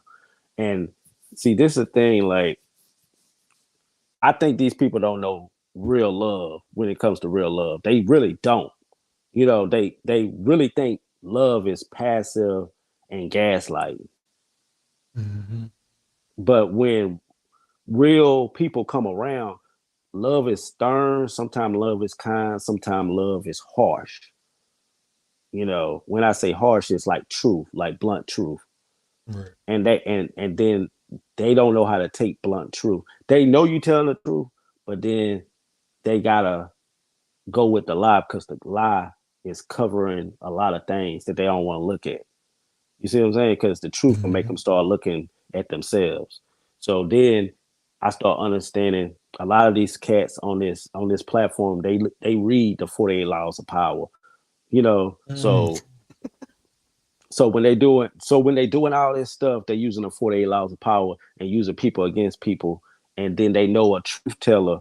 They you outside of the 48 laws of power. hmm You get what I'm saying? Because the 48 laws of power, if you be honest, to be honest with you, is teaching you how to manipulate. It's telling you to manipulate, and be a snake pretty much. But when You, you you understand that, yeah, you want to hear something interesting about the 48 Laws of Power that most people who read the book don't even know? The person who wrote it didn't have power. He was writing it from a perspective of seeing people with power. So he didn't write it with the intention for people to use it against one another. He wrote it with the intention to give you awareness when these things are being implemented against you. I've watched the is whole exactly. documentary on it, and I'm looking like, and then when I reread it, I'm looking like, holy crap! Like, okay, now I understand. Um, Because I was into sales when I first got out of college, and it's pretty much like the 48 laws of power was being used. I didn't even know in that environment, right? mhm, And I was paying attention what we call now behavior of people. I would study like different people, and I would take like the strong suits of all these different people and work on those skills. So I would know what works for certain people, and I just implement that into my strategies on sell when I sell. And plus, I used to have good conversation so I could keep people attention long enough to implement all those different things that I need to implement to sell whatever product I was selling. So when it's all said and done, that's pretty much what you got to do with your channel. You got to pitch it. You got to sell it. yeah, You got to give people something that they want to bring them in. Then this the key that I thought about, and that's why I was doing the negative ass Sundays because I would give the people what they want, but then I'm putting in there what I want to put in it. You see what I'm saying? So yeah. you gotta give them the pause and the medicine at the same time. It's crazy, but that's just the way it works sometimes. And see, that was my whole idea with the.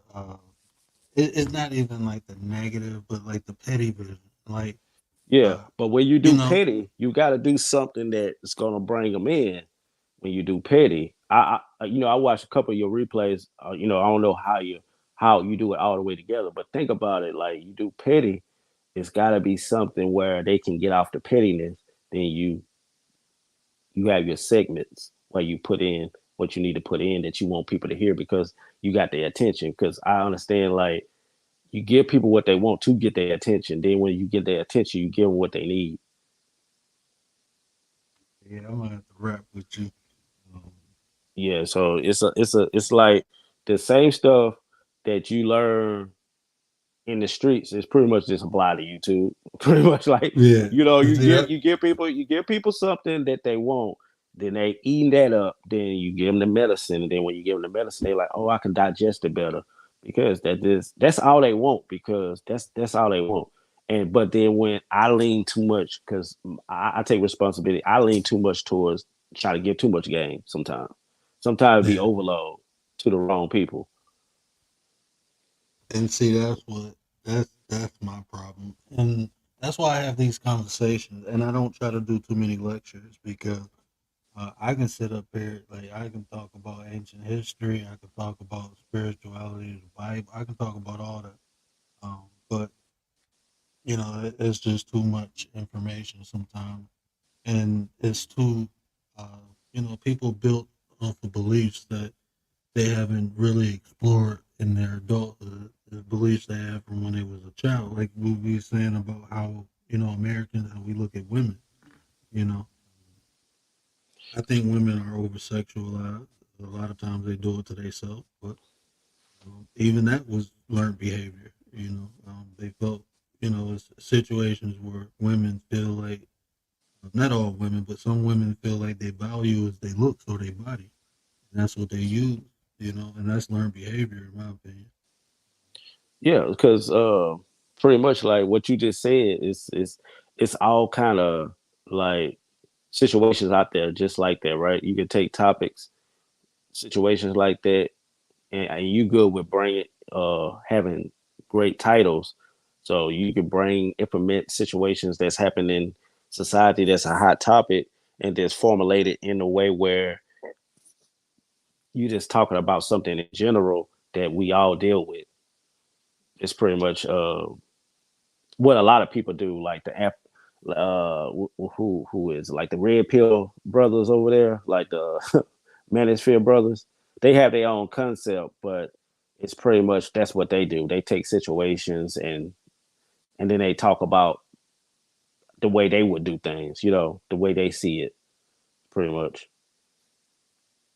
That's what I try to do too, because I understand, like, I got a perspective, I got a view of how things should go, but it's not the only way of life. So, I like to have panels, so we can all have different, get our different perspectives off, and people can utilize what they can out of the conversation. Um, that was my whole when I first got on here. I'm like, okay, I don't get emotional over conversations, over people's thoughts and stuff like that.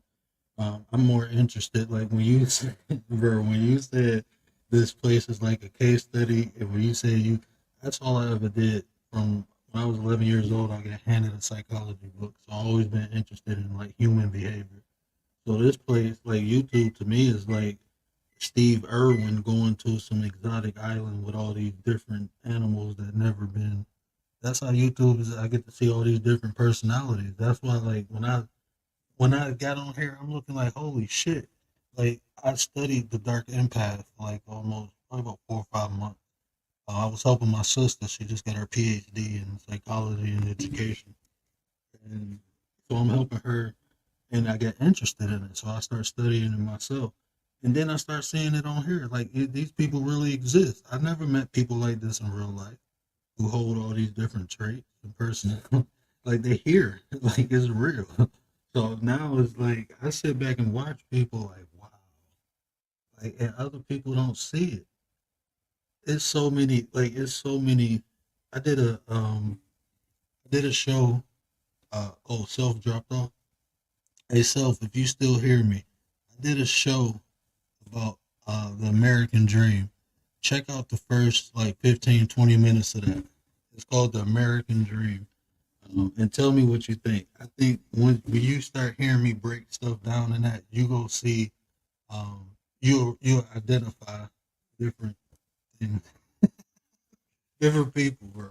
It's like I can watch people on here and just see, like, I see things that other people don't see. And that's because, we all got different experiences. And if you're not aware of something, then you can easily overlook it. But personalities, I studied that my life, more than half of my life, majority of my life. I've been studying personality. So yeah, it's called The American Dream. Check that out. I think that'll be interesting. You'll catch a couple things that I said in there. You'll be like, "Yep." But yeah, man, I'm blessed. I truly appreciate you, bro. I can't wait to have more conversations with you like that. I think I enjoy having those conversations with, um, because I think what we just did is a lot of information people can take and utilize. It can bring more self awareness to, and that's a play on the name too. But it can bring more self awareness, and people can recognize different aspects of people and navigate through it. That's my whole thing. Because I ain't on here to try to expose nobody or nothing like that. But I am gonna give you information so you can identify different things. People, I just feel like people have to see things for themselves. Until people see things for themselves, they just won't believe it. So I can sit up here and tell you about Tom, Dick, and Harry, but if you got some type of emotional tie, you won't see that. If you like a person, emotions are like fog. It'll be something right in your face, and you won't be able to see it because you have some type of emotional investment. And there's a lot of trauma bonding on here. I'm gonna talk about that. I'm writing a show for that too. So we're gonna talk about trauma bonding and a couple other subjects. But I appreciate you, bro, because you said a lot of stuff I needed to hear, and it's just confirmation. But yeah, I'm gonna keep doing it. I'm gonna do this, and one day I'm gonna look up, and it's gonna be hundreds of people in here. We're gonna be rocking out, and I'm gonna be the same dude. That's all I can do. That's all I can be. But appreciate everybody come up here. Miss 702, Drina, Self Awareness, man. Y'all rock this show out for me. Y'all know what I always say, content pimping. So yeah, if we can bring information to the people, that's why I do it. To bring the information. And it'll catch on, just like Phil said. People will get tired of all the other stuff, and they gonna recognize what's actually here that they can benefit from, and just keeping the environment. Like I said, we got petty vision, we got petty night, and it ain't nothing crazy. We just get over there and cut loose a little bit. Unfiltered, say what you want, speak your mind. That's all it is. It's just speaking your mind, unapologetically. Say what you want. That channel ain't monetized. This one is, so I try to keep it. Try to keep the decorum straight. So, but yeah, I appreciate all that, man. That was hype. That was big for me. Appreciate you. So appreciate you, Miss 702 and Drina. Y'all really, I wasn't anticipating the show to go the way it did, but I'm excited to chop it up. I'm definitely chopping that the last hour and a half, 2 hours up. Last hour and a half, I believe. Because like I said, great content. And that's the type of content I get excited for. It's things that people can benefit from. But let me get my butt out of here. And y'all know what I always say. These are the conversations that build nations. And you have to care about how you feel. Care about how you feel. And if I said anything to resonate with you, do me a favor, hit that share button. Tell somebody to tell somebody. Help me spread the word. But until tomorrow, we out.